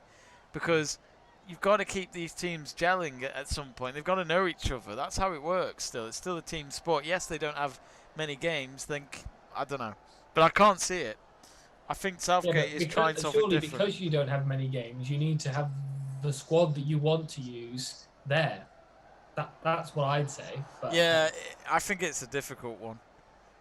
But it's a good job as well for someone like Rackham Lowe who will miss the job because he used to love his Bundesliga free tickets. He's been to a lot of games I've noticed this season, even when it's not been near international break, and he'll not get that loyalty anymore.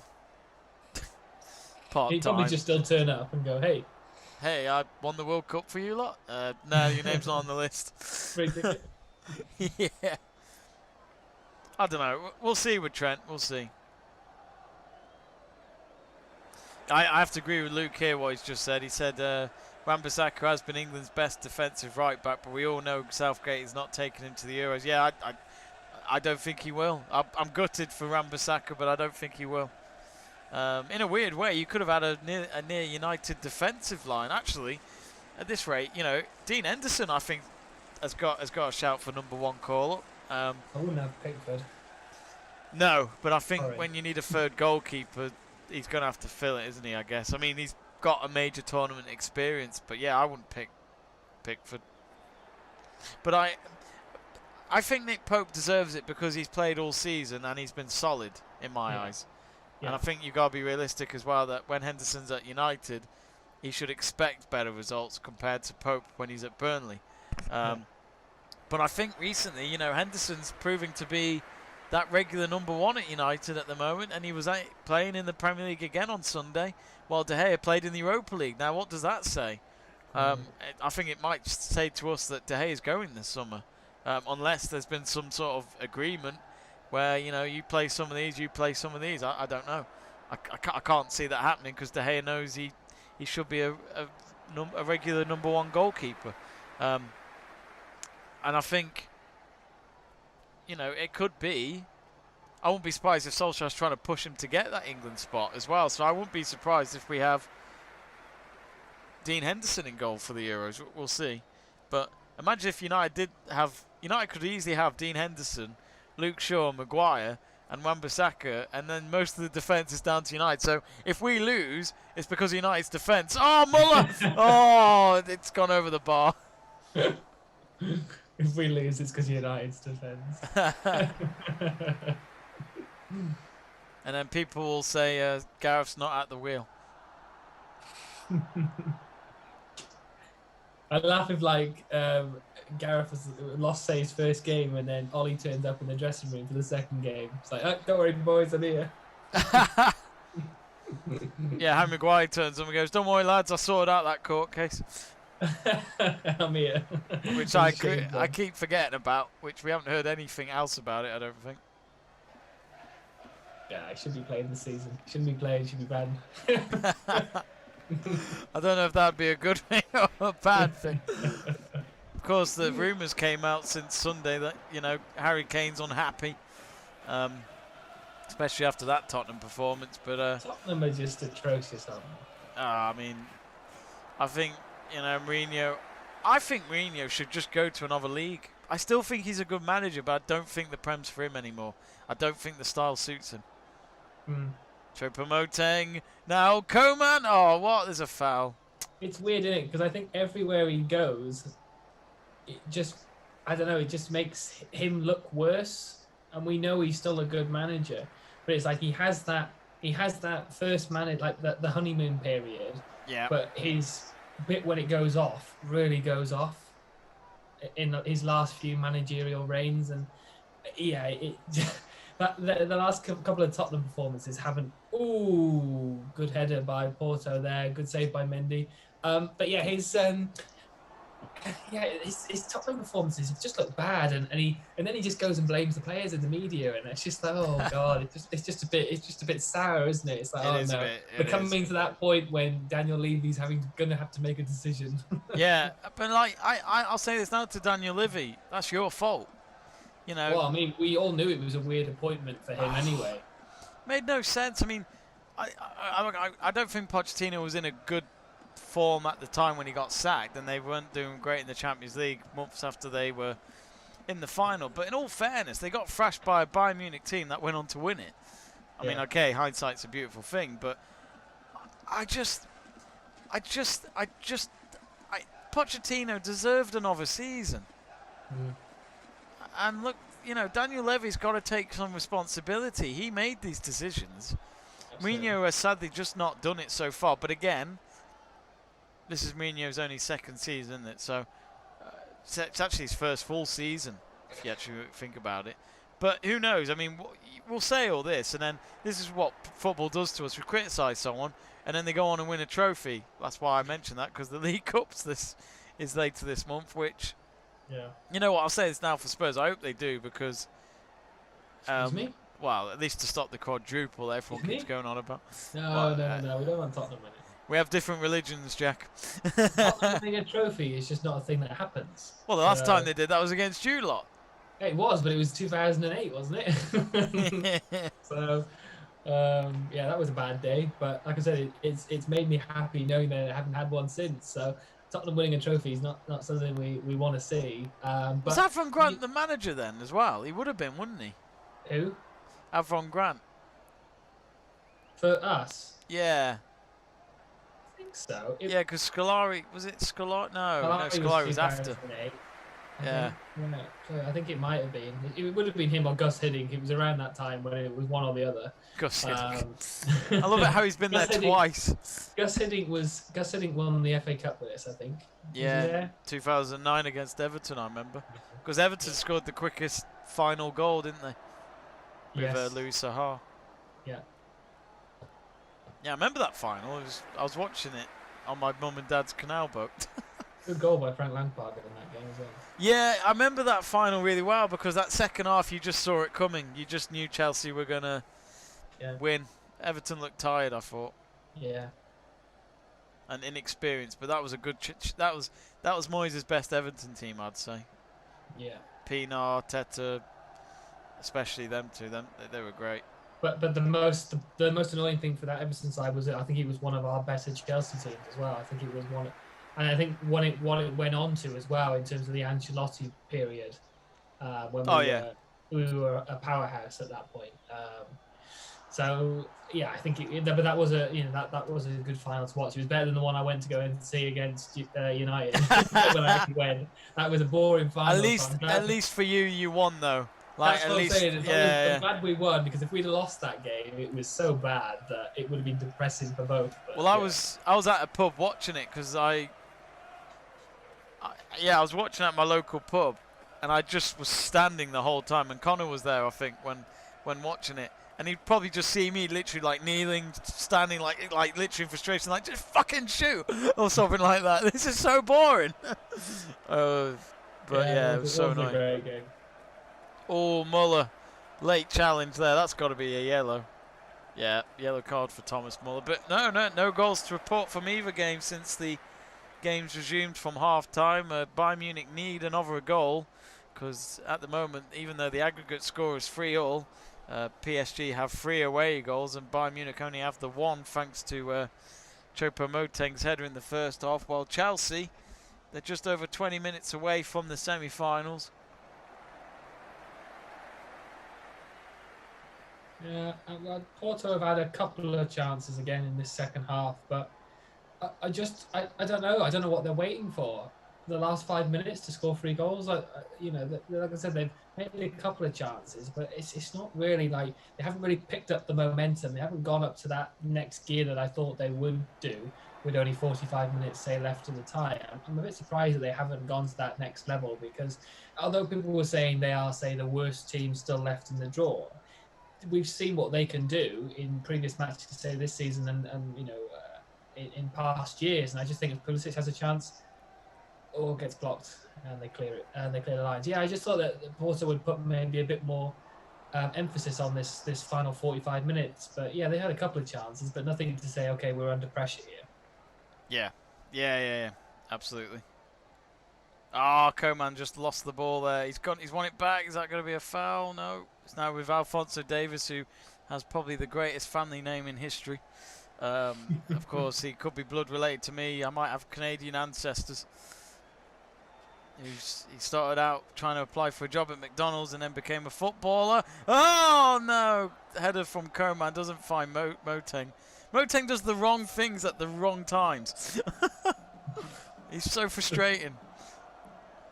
Yeah, he's got 2 goals in this tie for Bayern Munich. Oh, what if Lewandowski was here tonight? It would be such a different story, I'm sure. But we said that about PSG's front line, but they've missed golden opportunities in this game. Mbappe's been quiet. He's the one player that's not turned up tonight. Of course. I was going to say, has he had the deliveries, but hasn't he missed has he hit the post and the bar? Neymar has, yeah. Neymar. But imagine if Pochettino lost this tonight. You know, I know he's only a few months in. He started at Christmas, but PSG fans want that trophy. They haven't won it yet. Yeah. It's no different to Man City, and I'm sick of Man City fans saying, I'll take the Premier League over the Champions League. No! You're just doing that as a safe answer. I'll take the League Cup.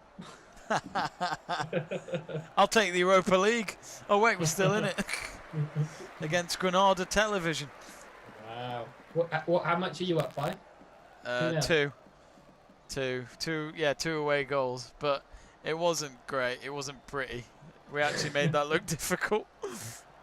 But hopefully we can get the win. And then we've got Burnley on Sunday. I was going to say Burnley in the next round. FA Cup semi-finals this weekend, folks. Chelsea up against Man City. Can Chelsea stop Man City? Because it's 2 trips to Wembley this month for Man City.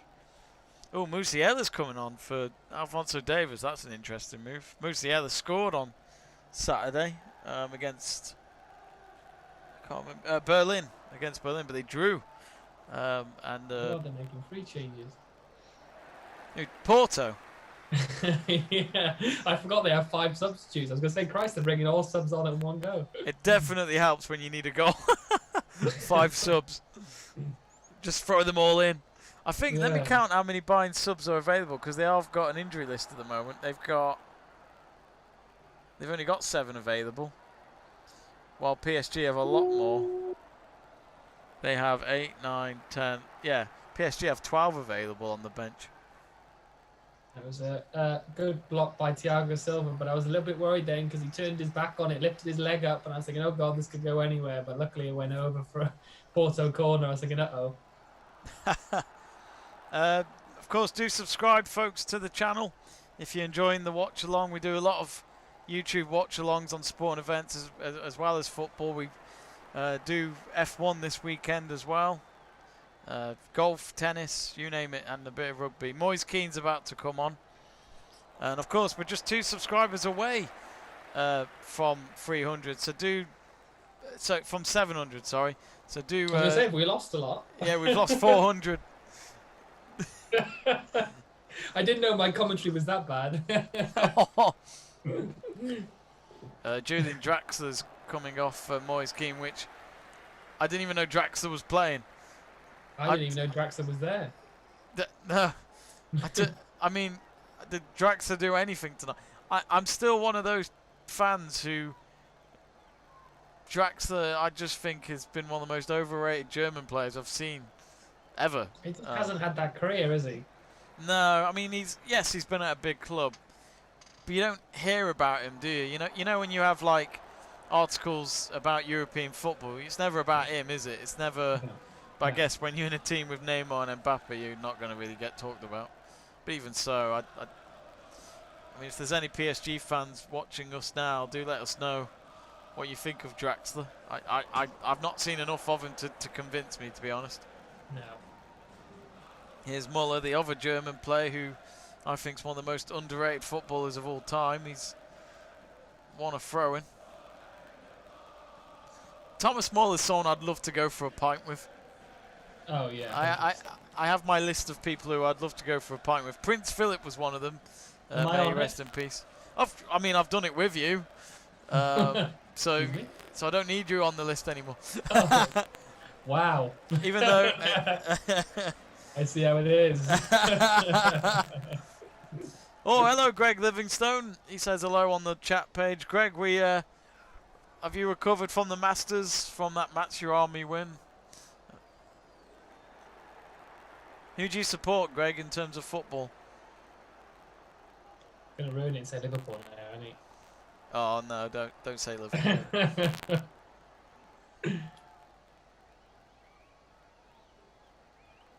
Havertz looks like he cleared that then. It was our own corner. Kai, what are you doing? It's got to go in the goal. In the goal, Kai. In the goal. I keep forgetting Kai Havertz is only 22, 23. Yeah. God, I can't believe it. There's only 16 minutes to go. It's gone quick, actually, this second half, but Bayern Munich still need a goal. But yeah, nothing's happened. Porto need 2 goals.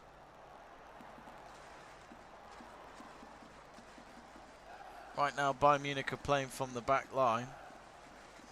Greg's a Man City fan, so of course Man City have Dortmund tomorrow night. What do you think, Greg? How do you think they're going to do? Because if Haaland can get himself fired up, I think it's going to be an interesting one.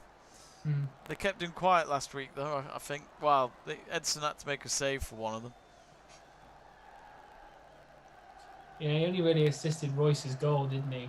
Yeah, that was a good goal as well. Legend to Dortmund, Marco Reus. The one player that just didn't make it, that just didn't get it to Bayern out of all of them. He had talks, didn't he? There was times when he could have gone to Bayern and it never really materialised, and then he got injured. And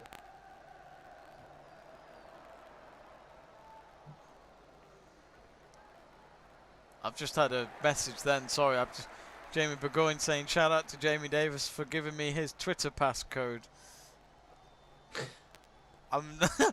This is no script. I'm a bit concerned. I've been hacked. Actually, go ruin it. I only use it for retweets. just don't put anything associated to Man United. I don't know. I got nothing to hide. I've been hacked. Connor Porter's got a question for you, Jack. He says, what are your thoughts on Chelsea's performance over the 2 legs? I think first game we played, I think it was one of our better performances. I think to grind out Porto had the ball in there. To grind out a 2-0 victory as a sort of from the away leg, as it were, as well, to get them 2 goals to head into this game, I think was a great result, and I think we played well. I wouldn't say we played terribly in this game, but I think, as I've said for 77 minutes now, we've just sort of been holding off, waiting for, say, Porto to make errors on their attacks, to counter-attack, to maybe get that 3rd goal. I don't think we've gone to that threat of let's get that 3rd goal, let's kill the game off. I think we've sort of gone with that mindset of let's just sit back, wait for them to make sort of moves, and then we might be able to capitalise on that. So I don't think we played terribly. I just think we have a game plan, and we're just sort of sticking to it. So I don't think we've played terribly well. I think we've played well in both games, particularly. I know there's still 10 minutes to go, or just over 10 minutes to go in this game, so I couldn't be wrong if I make that statement now. But I think we played well over the 2 legs. I don't think we've got any bad points to take from it. I think if we can grind out this result and get to the next round, that's just a bonus, because I didn't really think this team could get to the quarterfinals of the Champions League. So if we can get to the semi-finals, that's just a bonus. It's funny, I've just seen Moise Kean then hit his shot way over the crossbar, which would have got, in rugby, it would have got his team 3 points, but there's no 3 points tonight. It's a place into the semi-finals, and Bayern Munich, if they can get this late goal, because it feels like there could be late drama here, or as I just say that, PSG have caught Bayern Munich's defence off guard, and it's Mbappe. He scored, and I think that could be it, but is he offside? Well, he scored, and the flag has gone up, but I think they'll have to check VAR, because the referee let them continue just so that they can see the outcome, and then he's way offside. Yeah. Ooh. Oh yeah, he's way offside. Well, sorry, not way offside, but you can tell it's from a foot. So that was a big moment. I think the PSG players will go up to him and stress, at least check the system. But no, the referee. It was a nice finish, roof of the net against Neuer. Just shows how good Mbappe is on when it's one-to-one situations. That's why he's been quiet as well. Yeah, he had been. That's the thing. Like I remember, like Lukaku at Everton or at United, he'd be one of those where he'd be quiet the whole game, but he'd still score at the end. Oh, here's Mbappe again. Oh, well defended. Kimmich with the defending there, I think. So we've got 2 changes for Chelsea coming on. Looks like Thiago Silva's coming off. He did have a bit of a knock then in the last sort of defensive challenges. I think it looks like he's coming off. Zuma's coming on, and then Ziyech is also coming on, but I'm not sure who for yet. Oh, missed pass there by Choupo-Moting trying to find Coman. But, Thiago Silva's hoping if PSG go out and I go through, he'll show to people I made the best move ever.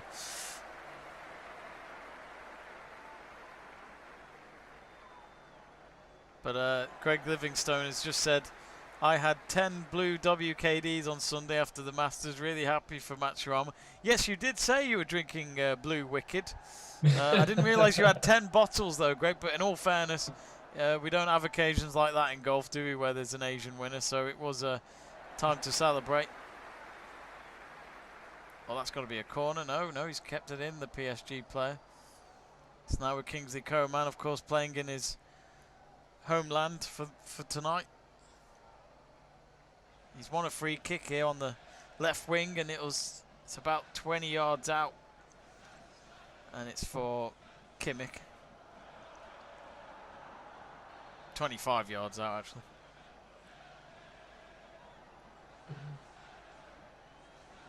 Now, Kimmich in that first leg was quite disappointing. Even though I'm wearing a shirt of his. Well, I say of his. He didn't wear it. It's just a replica. But anyway, here comes the ball. Oh, they couldn't deal with it. PSG. Goalkeeper's all over the place, and there's a foul. And that's going to be a free kick for PSG. 10 minutes to go. It's not over yet, this game.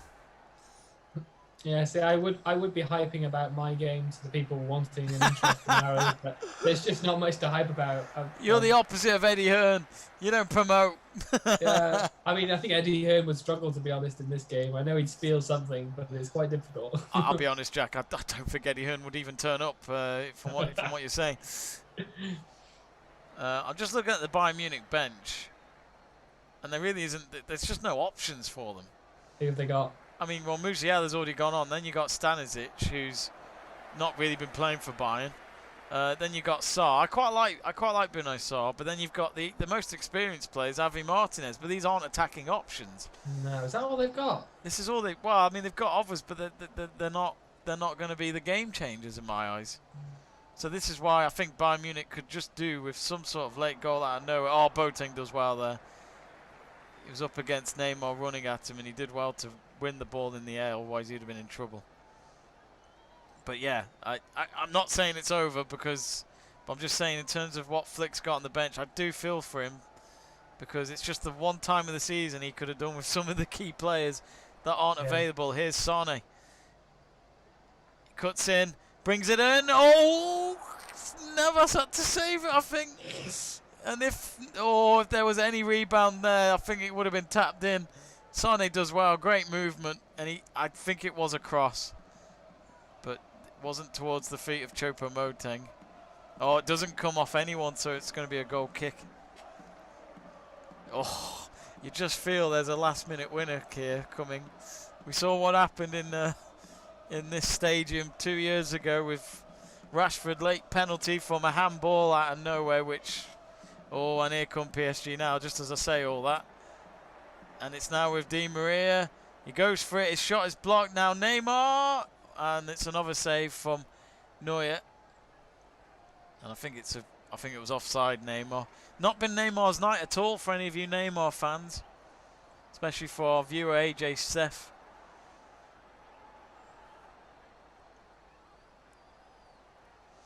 Do subscribe to the channel, folks. Do give us a follow. It doesn't cost anything. Just click that subscribe button. We're at 698, just 2 away from reaching the 700 mark. We always appreciate your support. What's that? They shouldn't call it that. I just said I should probably subscribe then. Oh, I'm joking. Yeah. Oh, who's Musiala? No, it's not No, Muller couldn't get the kick. Oh, go on, Muller. He's got it back. Coman now in the box with the ball on the left-hand side. He doesn't know what to do with it. Oh, and he's got a corner. He's kicked the ball out of nowhere and hoped for Sovereign. He's got a corner. Navas. I want to be as excited as you. I've got nothing to be excited about. You can just change your stream, Jack. Use your remote. I've lost it. I've lost the batteries. That's what he's saying. And Martinez is coming on, so I thought he might, just for the experience.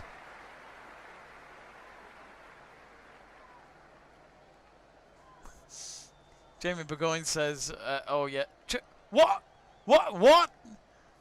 He's taken Choupo-Moting off for Martinez. What's that all about? That's your...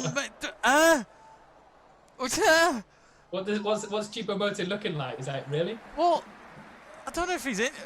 I'd not seen anything. I just saw Martinez come on, and that was it. Is he going up front? I'd imagine. What? I'm really confused. The man who scored most of your goals in this tie, and he's taking them off. I mean, I haven't got the commentary on, folks, so I don't know if he's injured or anything, but that's... yeah, I'm confused. That if anyone knows, do tell me, because that is a... You know, you put on every... Hansi Flick did this against I think it was Frankfurt, when they lost to Frankfurt a few weeks ago, and Hansi Flick did make some weird substitutions. This is when he had his key players, and he'd take players off like Sane with about 5 minutes to go, which, by the way, Sane was their best player that day, I thought, and they lost. And it's just like, you don't help yourself doing that. No. But anyway, Bayern are still attacking either way. Javi Martinez is clearly up there to just try and head the ball. It's because of his height. He's tried to connect it there and he couldn't get to it. Now Coman chips it in. Kimmich, no. Oh, Surely, no, there's a block. Oh, Bayern are doing everything right again. They did this last week. Oh, is it offside? I think it is. So it's a free kick for PSG. 6 minutes to go, folks. Sorry, 4 minutes to go. What am I saying? Jack, our good friend Dan Middleton's just put Porto to win 3-0 and go through. Miracles can happen. Dan, if you're still watching, I wish it was that exciting that I would be even hyped for that. But nothing's happened in this game. I've got nothing to speak about. Jamie's going whoa, and I've just got nothing. We've got a corner. It's like whoa, nothing's going to happen from it. But yeah, Porto. If Porto do score, it'll be a miracle. They haven't really done anything in this game to warrant scoring one, to be honest. Greg Livingstone says, just saying, I have no idea why Man United sell Romelu Lukaku, because look what he is doing for Inter Milan. And if he stayed at Man United, he would probably do the same at United, scoring a ton of goals. I'll talk to you about that in a minute, Greg, but at the moment, Bayern Munich going on the attack again. It's wave after wave, which is exactly what you hope for when your team is looking for a goal to win the tie. Comes into the box. PSG have cleared it. It's back with Kimmich.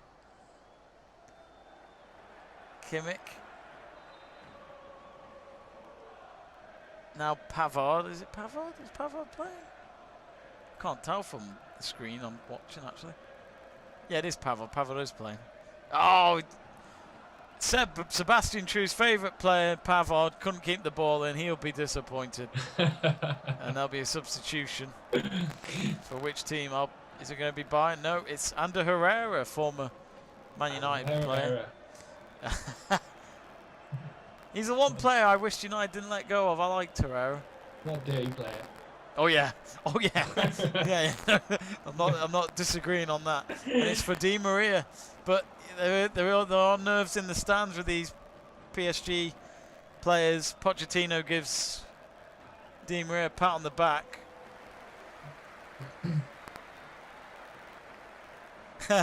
Dan says, talk about our uni days. That's more exciting. Yeah, no, I agree. I mean, for me, it's just showing in this game. Like every time Pulisic gets the ball, he's literally the game is so slow and so stop-start because every time he gets the ball, Porto straight away are fouling him. He's been on the floor more time than he has been running on the pitch today. As Olivier Giroud comes on, dead on 90 minutes. I forgot. Don't why? Go on another Does rant. Is he doing this just to please you, Jack? I think he's doing it just to annoy me. Like, you know, if he's not going to play him for a long enough time, don't bring him on at all. Don't waste that beautiful man on the pitch. Oh, can Hernandez get there? No, Mbappe gets to the ball. Again, Bayern Munich with too many passes. Is it over? Oh, Neuer. Oh, sweeper keeper. Again, Neuer is so brave. I think he was up against Neymar there. He had to get there because Sane wasn't going to get back there. It's going to be a throw-in for PSG. But again, Pochettino will be frustrated, but at the same time, they've got it on the right side of the field at the moment because we're 40 seconds away from stoppage time. I can't believe what... Bayern. I'll say this now, if they go out, at least they go out fighting, but what if Lewandowski wasn't injured? Yeah, that'll be it, won't it? Thomas Muller's been fighting hard tonight again. Kimmich's played well. Here is Kimmich. Oh, that's a foul. Come on, ref. Yeah, free kick on it. Yeah. What did Jack Price say? He's dirty. Yes, he is, and Herrera's got a yellow. he's basically like Fernandinho. I love watching Man City when Fernandinho's on the pitch because he's guaranteed a yellow card every time. That's just hilarious. It's just typical. 4 minutes of added time then. Yeah, and it's a goal kick. Oh, it's a goal kick at the moment for PSG, which helps them waste time. It's a shame for... Oh, God damn it. I was hoping Giroud was going to score for you then so it could prove your point.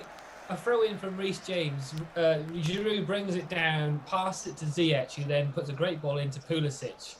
Great block by the defenders. It was almost through on goal with the goalkeeper. The Porto defender managed to just stop Pulisic in his stride. But first touch by Giroud, brings it down and lays it off to the attacking players. I'm like, Christ, why haven't we had that in the first 90 minutes? God damn it. Minute of added time gone in this game. Here come PSG to seal the deal. Neymar, oh, great tackle by Hernandez. I don't know if, I mean, it's going for a corner. He saved the day there if they do somehow get a goal, but it just creates more time wasted, I guess, really. And PSG getting a little closer to that semi-final. I can't imagine the nerves Pochettino's got right now. Whoa! Oh my God, he scored! Oh my God, that's not good. What Porto? What a goal! Yeah, what a goal! Oh, why have they done it so late? That was a bicycle kick. That was a good goal. Giroud would be proud of that. That was a great finish. Wait, who scored? I'll show you that. That was a good ball. Come on the right hand side, cross the ball through, and I don't know. He just seemed to be on his own. Oh, over Reece James, great flick over the head kick. Wait, is it a goal for Porto?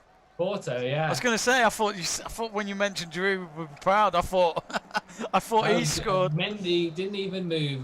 The commentator cursed it really by saying another clean sheet a couple of minutes ago. So it was never going to end well for us after we'd said that. But that's not good. With a few minutes to go, I was hoping it'd be a bit more comfortable than that, for God's sake. Oh, here's Sane. He's got it in the box. He's done a good trick. Come on. Oh, no. No! Why? Why? Why? Why in the right frame of mind, Sane? Did you think a low ball cross towards Navas was going to work? Oh, he's missed it. Sorry, I'm not supporting Bayern, but I'm going. You know, I'm just seeing that then. This is why Sane was probably let go by Pep, because he's made some terrible decisions. That was his moment there, Sane, and he picked completely the wrong ball. What a goal, though, I have to say. I'll have to see that at full time. For any of you folks that are getting comments in, we will read them at full time.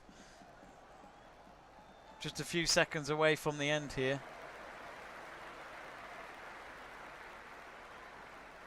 Oh. Chelsea have to hold on at the moment. We have finished the game. Oh. Thanks, Anti-climax there. Full time. At least for Jack, he'll be delighted that I can put FT in on the scoreboard with the scoreline going towards Chelsea. So that's them in the semis. That's one team through. But who's going through with this one? PSG, they've reached 4 minutes of the added time. And it's PSG's throw-in, and they're deep into Bayern's half. This might already be over. Neymar fouled. No. Apparently they got the ball. And it's full time. And Bayern won't get another chance. And PSG are through to the semi-finals, and that's it. Bayern Munich's European title defence is over. And wow, they had to fight for it, PSG, at the end there. They didn't score tonight, but the 3 away goals away from home proved to be the most vital, and they do go through on away goals because of that. And it's a strange system, the away goal system. I think it makes the games more exciting, but it doesn't seem right at the same time to go out on the same aggregate score, but then you go out because of the away goal system. But Mbappe's proud, he's delighted, Neymar goes running towards him, and the celebrations oh, excuse me. Oh no, he's off again. I'm off again. I'm allergic to Europe again. Or is it just PSG winning? I can't stand them winning. No, I'm joking. But Choupo-Moting, I don't understand. I'll have to read about it afterwards, because why did he take Choupo-Moting off with 6, 7 minutes to go for Javi Martinez, who isn't a goal scorer? I don't understand. If anybody knows, please let us know. Jamie just doesn't understand. And the Sane cross, what was that? I mean, you'll see it back now, Jack, where, okay, it's easy for us when we're watching it from a TV camera, but there was one Bayern Munich player in the box he should have passed it to. And it's like, oh, out of all the players. I'm not sure what's going on, but it looks like there's an altercation with the Porto goalkeeper and Antonio Rudiger. There seems to be a big crowd on the pitch. No social distancing going on in this in this bit. It's just a bit of a brawl. I don't know if it's because Rudiger just seems to kick off with anybody at the minute, even his own teammates in training. So he just seems to be kicking off with somebody else now. So. Oh, it's all happening. Rudiger loves a bit of action. He does it with his teammates and with his opponents. That's how much of a scrap he likes. But maybe he's the next Roy Keane. We don't know. But yeah, that's a big win for PSG. So they've got their revenge because, of course, they lost to Bayern Munich in the Champions League final. But can they go on to win it? They'll be waiting for Manchester City or Borussia Dortmund tomorrow night. So we'll see. Let me just read some of your comments, as I promised we would. Sorry we haven't yet. It had got quite busy at the end there, and it was very nerve-wracking to watch those last few minutes in the two games. Jack might disagree. It was a bit nerve-wracking for me with them scoring with a minute to go. I was like, seriously, is this really going to happen? But going back to Greg's comment about Lukaku. On paper, yes, it was a shame he went, but he wanted to go. And I always think when a player wants to go, you've got to let them go. And Ole Gunnar Solskjaer said that in a press conference, that he's not going to keep a player that wants to go. And I think we made the right decision. I think it's a shame he didn't stay, because I think Lukaku would have helped United get to where they're trying to get to at the moment, because he promises goals. And as I said earlier, he's the one player that even if he doesn't do anything in the game, he will still get you a goal. One touch, one goal. That's the kind of guy Lukaku is, and that's why he is absolutely world class. Simple as that. So that's my argument with what you've just said. Greg's also asked, Jamie, are you going to Rugby League streaming? We've done some Rugby Union. We did a couple of the Six Nations games, and we've done some in the Gallagher Premiership. Actually, Jack, I'm just seeing footage now from Sevilla's ground of the Chelsea Porto game. Of course, Jack Price didn't check the address detail. That's why he's at Stamford Bridge during the day, which I'm in the same country as him, and it's night time here, so it's... the moon's so bright here tonight at Stamford Bridge. It's crazy. Are you having to wear those like special glasses for when there's an eclipse? Yeah, I've got my glasses. I'll get some sunglasses. I'll do a full Kimi Räikkönen in a minute. Brilliant. Folks, do subscribe to the channel. We're at 699, so we need one more subscriber for now to reach 700 subscribers. So let's try and do that before our live stream ends tonight. Just click that subscribe button, and we'd really appreciate it. So, yes, thank you to those who have subscribed tonight. Thank you very much. Let's have a look at more comments. So, yeah, Greg, well, I'm up for doing some Rugby League streaming. I do have a good friend of mine who is up for doing that. So, hopefully we can provide that soon. So stay tuned on the channel if we do. Who do you support, Greg? Let us know. Who's your Rugby League team? Connor Porter's asking you, Jack, because this is pretty much a preview for your next game now, which is the FA Cup semi-final on Saturday. He's asking for your prediction for the semi against Man City. Oh well, I don't like giving predictions. I think it'd be. I mean, look, as much as we've lost the game tonight, I think ultimately we haven't really. I don't think we've really pushed ourselves in this game. So I wouldn't say tiredness could come into effect. I think there's players that obviously we haven't used today as well that we can probably play in the FA Cup match against Man City. So I think in terms of that, even though we've lost the game, we're obviously through to the next round of the Champions League, which does matter. And I think in terms of the way that we've played tonight, we haven't really used a lot of energy, I would say. It hasn't been like an all-out game where, say, last week for PSG and Bayern, where it was attacking football throughout the game and probably tiredness would have been an effect. I don't think that's the case for this match. So I think it depends on how Man City play tomorrow. I think that one will be a lot more of an attacking game compared to what we've seen tonight for us. I think Dortmund and Man City will be a more attacking game tomorrow night. So that could tire Man City. They have that extra... we have an extra day in terms of rest as well. So I think my dad's a Man City fan, so he'll probably annoy me saying this because I think they'd like to win, obviously, all the trophies. But I think I would like to see us go through. I think if we can nick maybe a Man City are quite good at scoring, so I say maybe a 2-1 win for us on the weekend against Man City would be a great victory. But we saw how well they played against us this season. It'll be quite difficult to sort of get that. I don't think we are as a team at that level that they are. I think obviously one game, you can always beat a team in one match. It doesn't matter. But I think the way they've played this season compared to us, I think they have been obviously a lot more better. They're going to win the league. So. I would say 2-1, but that's me going with my fan head. I think ultimately they would probably beat us on the weekend. But if I'm going with my Chelsea head, I'd like to say a 2-1 win. It'd be great. A 2-1 win. Who knows? I mean, look, it's the FA Cup, isn't it, Jack? It's we saw last season an Arsenal team that weren't having a good season. Just after Project Restart, okay, it was in an empty Wembley, and they beat Man City in the semi. So, Man City have had these games where, despite, I mean, look, they haven't been great recently. They lost to Leeds and they lost to United a few weeks back, both of them at home. So, it just shows that Man City, I'm not saying they're getting too comfortable, but I think they're showing a bit of weakness. But, of course, we know that they are still very hard to beat. It'll be very interesting, Jack, how tomorrow night goes. Because what if somehow Dortmund win?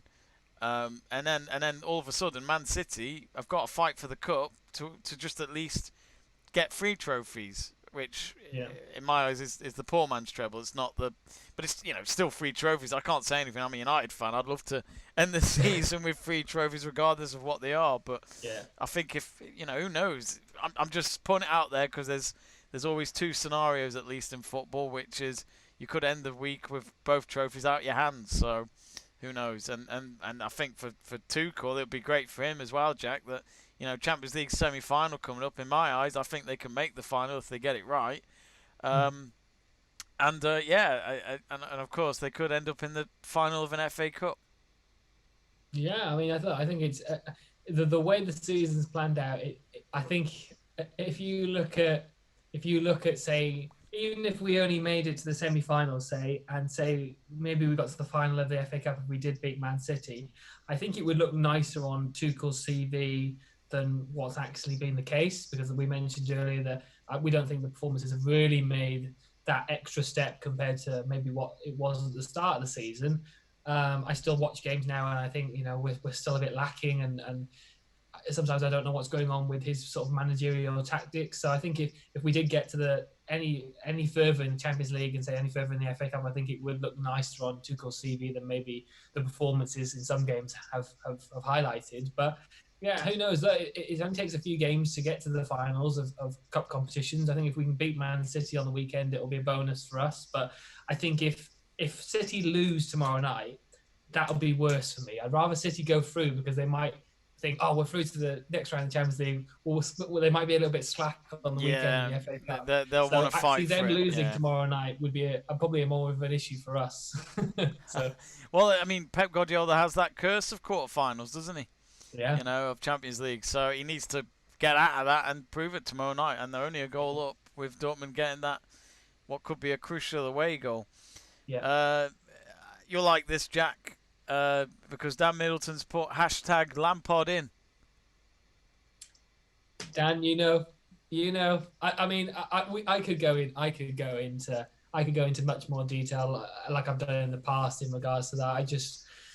I have no issue with Tuchel, and you always know as a Chelsea fan that we're going to make them decisions in terms of management. If a manager has a couple of poor games and say a month. They have a month or a month and a half of a blip where we're not winning games, then there's always that opportunity that we're going to sack the manager and bring somebody else in. And look, like I said, it'll look nicer on his CV, the performances that we've done to grind out results and get to the next round of the Champions League or get to the FA Cup semi-final.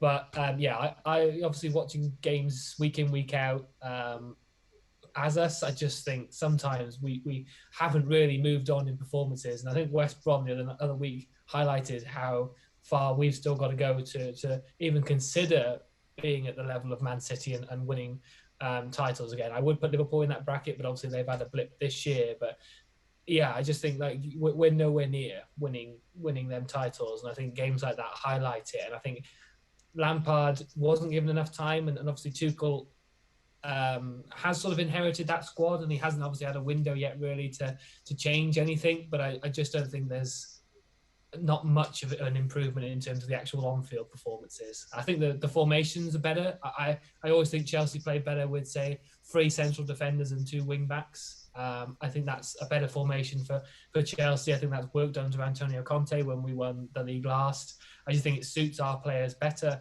But yeah, so I think that's a positive. But yeah, I haven't seen a huge change for us in terms of this manager. But I'm not listening to the pundits now, but I bet they're blowing smoke up Tuchel's ass. So but, that's just what happens, isn't it? When the managers win a game, they think they're amazing. So oh yeah, fickle. As we both agree, it's a fickle sport. Yeah.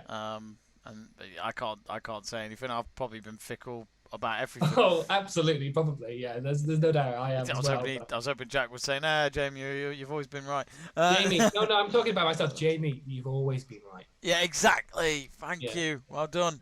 You'll get a promotion. Let's read more. Oh, hang on. There's another message for you, Jack, from Greg. He says, "Jack, I have a friend who has a Chelsea, who is a Chelsea fan, and he says Chelsea should loan out Billy Gilmour, and I say he could be a good impact sub. What is your thoughts?" I mentioned this a couple of weeks ago. For me, Billy Gilmour, personally, should be playing, not say regularly, but he should be playing a lot more games than he is doing. And I think, annoyingly, Lampard coming in had that effect for Mason Mount and for Reece James. Sadly, for Kyle Tomori, sort of went on the wayside for the second season. But Mount and Reece James, Abraham to an extent, but I don't like Abraham, so I'm going to remove him from the equation. But say Mount and James, for example, have been pushed into the Chelsea 11 by Frank Lampard, by having him wanting to use the youth. I know we had a transfer ban, but I think Frank Lampard would have used them players anyway. I think Billy Gilmour was on the cusp, and Frank used him a couple of times this season, and I think he would have got a bit more. I think he had a couple of injuries at the start. But I think Lampard leaving, Tuchel, Tuchel's coming in to get results, to progress further, because that's what the board wanted him to do. He had to get top 4. He had to make progress in the cup competitions. He couldn't afford to play a youngster like Billy Gilmour. But for me, actually, Billy Gilmour, when he plays, he's actually one of the best players on the pitch. So when you're playing people like N'Golo Kante, who I don't think has performed for 18 months, if Dan's still watching, he'll probably laugh at me saying that in terms of how well he played for Leicester when he was there. But N'Golo Kante for the last 18 months, it just hasn't performed. Maybe him going back to Leicester could be a thing. Yeah, I mean, Jorginho and Kovacic are good, don't get me wrong. Play well, they are actually good for the team. Jorginho can have off days, so and if he gets exposed in terms of pace, we're screwed. But I think Billy Gilmour should be playing a lot regularly. To sort of round off the question, yes, I think it would be great if he was loaned out, because he would play week in, week out, and obviously that's great for him in terms of experience.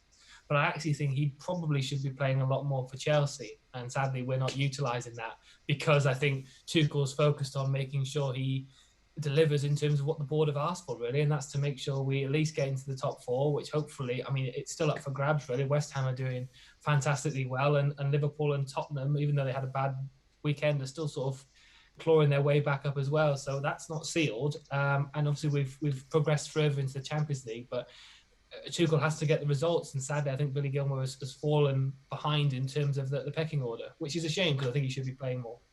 Yeah, I mean, I saw Billy Gilmour against Liverpool in that cup game where I never heard of him, to be honest. I watched him in that whole game because I think I was doing nothing else that evening. And I just remember watching it. I was thinking to myself, this kid's bloody brilliant. And you don't even need to have much knowledge of football to realise how good he was.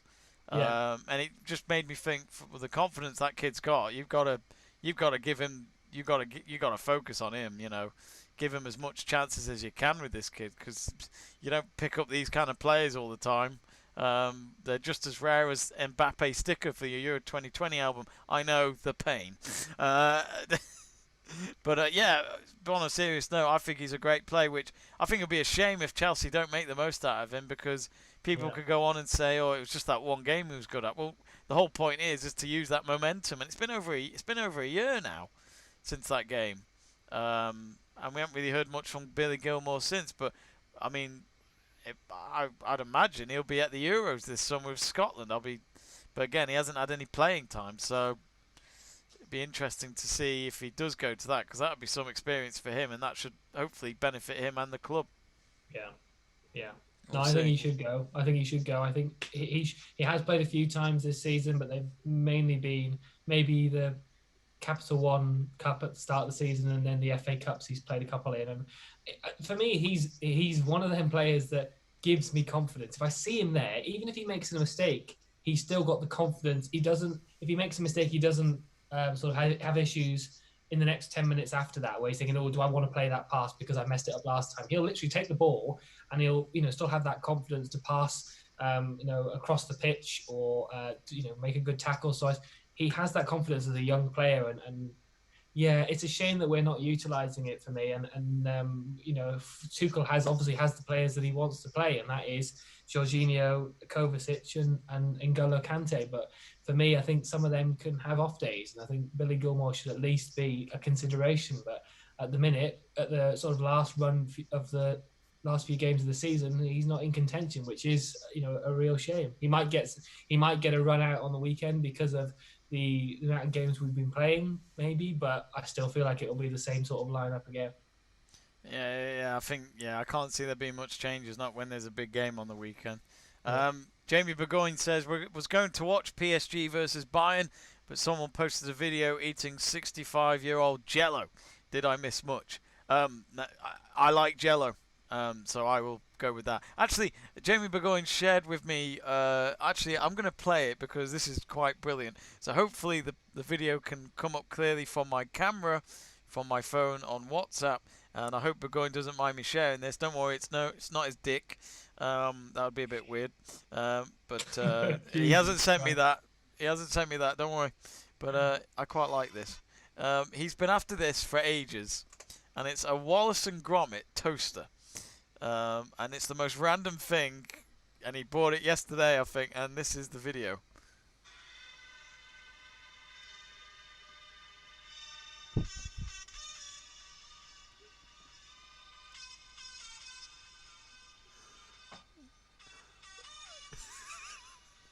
What?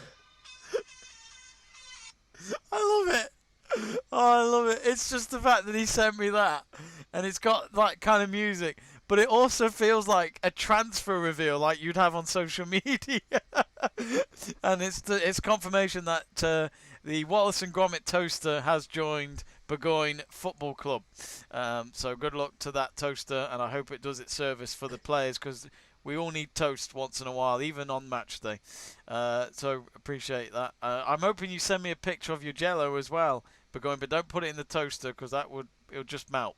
Simple as that. But me and Jack, we enjoy our The Office USA, which is, if you don't know, is a comedy show in America that's pretty much replicating Ricky Gervais's Office, but much better, with Steve Carell. And when you speak of Jello, Jim does a great prank on Michael Scott and Dwight, which is putting items in Jello. So there's a when the officers return, folks, there's something for you to do in terms of pranks. But I'm not going to prison. Dan Middleton said, this is before the game had finished with Porto and Chelsea. Comebacks on, Jack. Squeaky bum time. And he also says that Chelsea need Kezman back. Oh God. One of the many strikers that just couldn't do it in a Chelsea shirt. Okay. Oh yeah, the list of many, you mean? The list of many. The list of many. There were quite a few strikers for Chelsea that struggled to deliver. It just seems that we kill strikers in our team. I can just see that it looks like we've the subscriber count's looking good as well, Jamie. I don't know if that's. Yes, we're at 702. So we've reached the 700 mark. So thank you, everyone.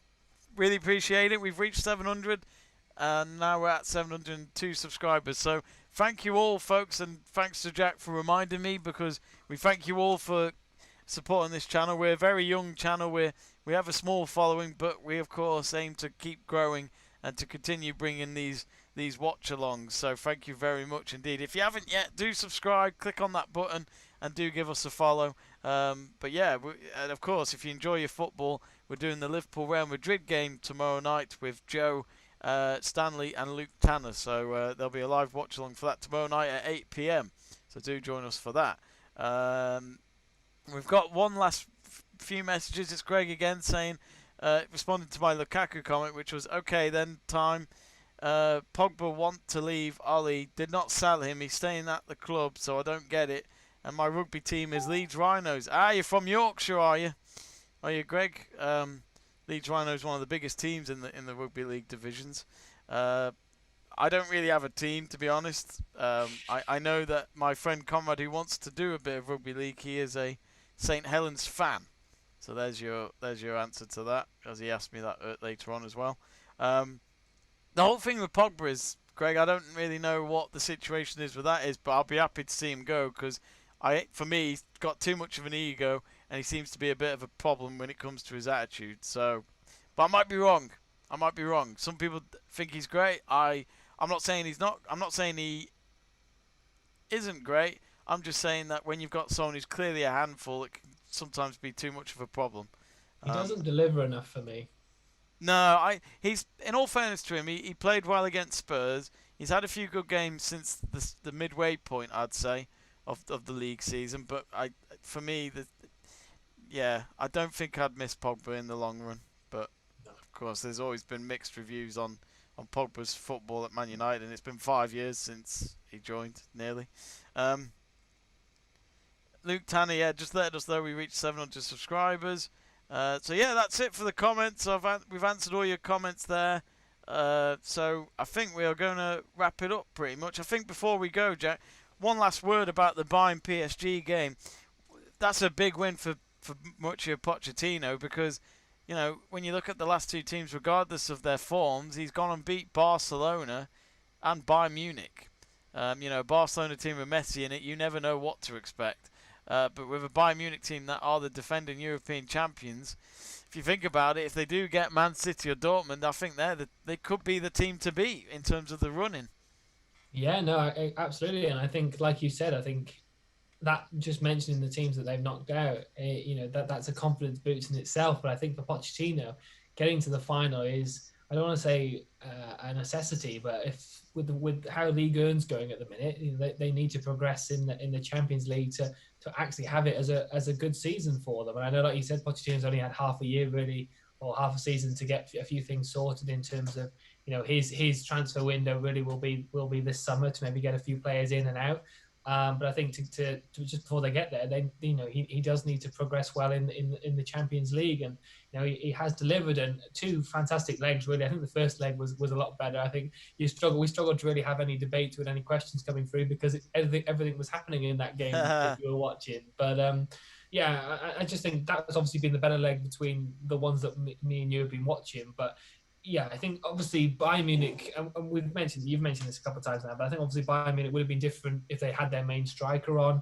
I think that would have been a better sort of goal effect for them. They would have had more chances of scoring them goals. Thomas Muller, like you said, is very underrated and does do the business for them. But they needed Lewandowski tonight, and I think Choupo-Moting did get a goal, but I still don't know why he went off. That's a weird decision for me, bringing on a central defensive midfielder, taking your striker off with a few minutes to go doesn't make any sense at all. So hopefully it was an injury and not just taking your striker off. But I think PSG, I think for PSG, it's when you're a manager of PSG, it's sort of demanded that you get you try and win this Champions League. It's what the owners are desperate for. So. Good win for PSG and for Pochettino. Maybe when Neymar and Mbappe weren't on their best nights, managed to get over the line and win the over the two legs. So it'd be interesting who they get between Dortmund and Man City. I expect it will be PSG, Man City in the next round for them. And then, like I said, the Chelsea, rich man semi. Yeah, and then in terms of Chelsea obviously being through, which is fantastic. The crowd's not here at Stamford Bridge, but I can tell you they will be happy at home. And then it'll just be between Real Madrid and Liverpool. And I think Liverpool do have a a tough task now with the in terms of how the first leg went. But you can never write off in terms of football. I said Porto didn't look like they were going to score tonight, and what a goal it was that they scored in the 93rd minute. So commentary curse there from Jack Price, but he knows better. But we can never avoid commentary curses because we don't know when it's going to happen. That's the beauty of sport. There's no script. We haven't got a clue, and we always want to keep it like that. I think we're about to go. I think for me, the way I see it with Bayern Munich, could this be the route of Hansi Flick going? Which I can't believe I'm reading that he wants to quit. I just find it hard that how only a few months ago it looked like a romance going on between him and the club. When they won the Club World Cup back in February, it was 6 trophies from that campaign, which it just shows how quick things can change in football. But not that there's any words of him getting sacked. I mean, at this rate, I think they'll still win the Bundesliga, but they're not going to have that dream of winning another European Cup. But we know Bayern Munich, don't we, Jack? They're a team just like Germany. They'll always come back and bring out a new team and do it again. Oh, yeah, absolutely. And like I said, we can say about Lewandowski not playing and having an effect. But I think they have a few players maybe that are getting to that age where they need to maybe offload a couple now. But I think also they've got players that maybe need to be a bit better and more clinical. I mean, you mentioned Leroy Sané had a couple of chances tonight, or had the chances to maybe pass the ball to other players and should have done that as an option, and that's something that needs to be worked on in the team. I think over the couple of legs you mentioned that like players like Muller and that were having a go at him for maybe making the wrong decision in terms of for the attacking threat. So again, that's something that Bayern maybe need to work on, and of course they will, because they are one of the best teams in Europe, so it will be the case that they will get them things sorted. But yeah, maybe having that and then not having their main striker on has had an effect of PSG going through. I think PSG probably were maybe the better team over the 2 legs. I think how clinical and how well attackingly they played in the first leg obviously helped them get through in terms of the second. So, I mean, you've got to give credit to PSG, but I think Bayern maybe weren't at their strongest tonight, which obviously only helped Paris. That's the thing. They were wave after wave after wave, but the decision making was just terrible. Yeah.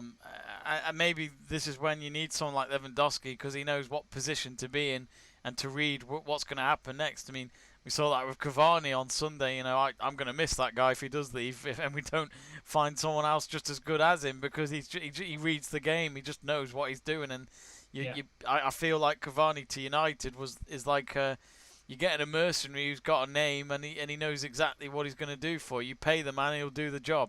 Yeah. That's how I feel about strikers like Cavani. But we'll see. I saw a rumour today that Boca Juniors might get him, so it'll be a shame if he does go, but apparently he wants to go back to South America. So yeah, I think for me, PSG, great win. And I said at the start of the season, there's even a video on the channel if you really want to go find it. We did our predictions of who would win the Champions League this season, and I said PSG. So just saying, well, actually, it doesn't mean anything if you didn't put a bet on, and I didn't put a bet on. So really, I'm actually missing out, and I've shot myself in my foot.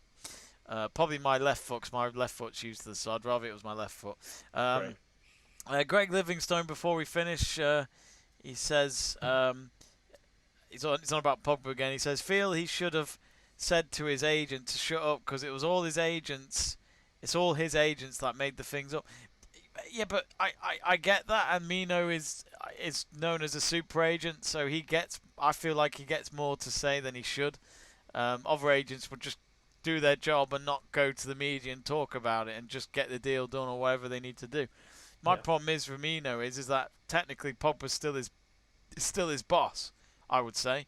Because let's be honest, I think Pogba could always leave him and find another agent. That's not hard for him to do if it was really that bad, which I doubt.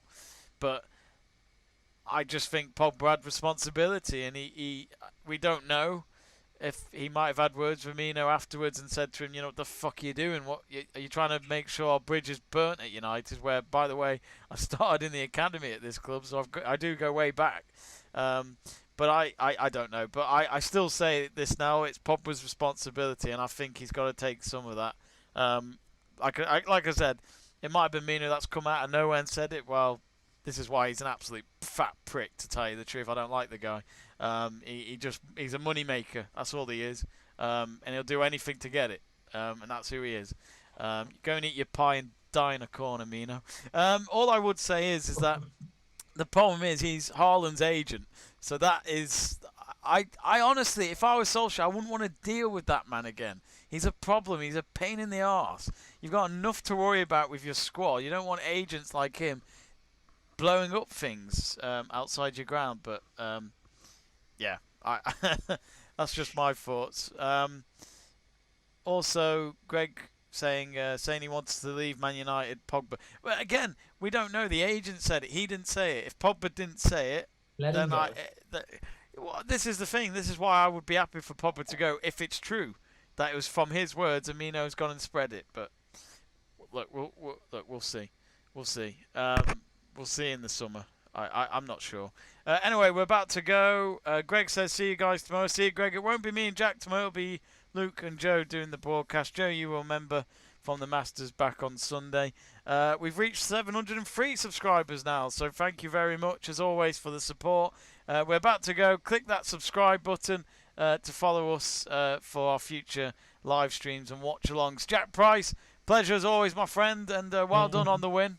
No, thank you very much. And for people that maybe are interested in other sports as well, don't forget to check out the Formula One on the weekend as well, which we will be doing a race watch along of as well. Second round of the 2021 F1 season. Obviously, Lewis Hamilton beats Max Verstappen and Red Bull in the first race in Bahrain. Is a much tighter circuit with no runoffs at the old school Imola track for round 2 as well. So it should be an interesting one. Lewis Hamilton won it last year. Max Verstappen actually crashed out. So hopefully it's a better turn for Red Bull and Verstappen this time round. And really, we do need Red Bull and Verstappen maybe, or Sergio Perez to win that second race of the season, because that will mean it's a title battle for the season. Absolutely. I would love to see a bit of Checo at the front line this time, but we'll see. Exactly. We'll see on Sunday. Of course, we'll do qualifying as well on the Saturday, but I haven't really gone through the schedule for this weekend yet. We might do Chelsea City. We don't know yet, but we've also got the MLS coming back this weekend, and we'll be doing a live watch-along of Inter Miami versus LA Galaxy. That's on Sunday night at 8 o'clock, so do join us for that. And also do check out Jack's channel, which is the Pole Position Podcast. So search Pole Position Podcast as Jack does his live thoughts on the F1 season, as well as his podcast for after the races and to preview the next races. So yeah, do go and check that out. And it is probably the pole position of all podcasts, so that means he's at the front row. Anyway. Thank you. I owe you. Yeah, you can give me that $5 later. Anyway, thanks everyone. Stay safe, and we will see you very soon.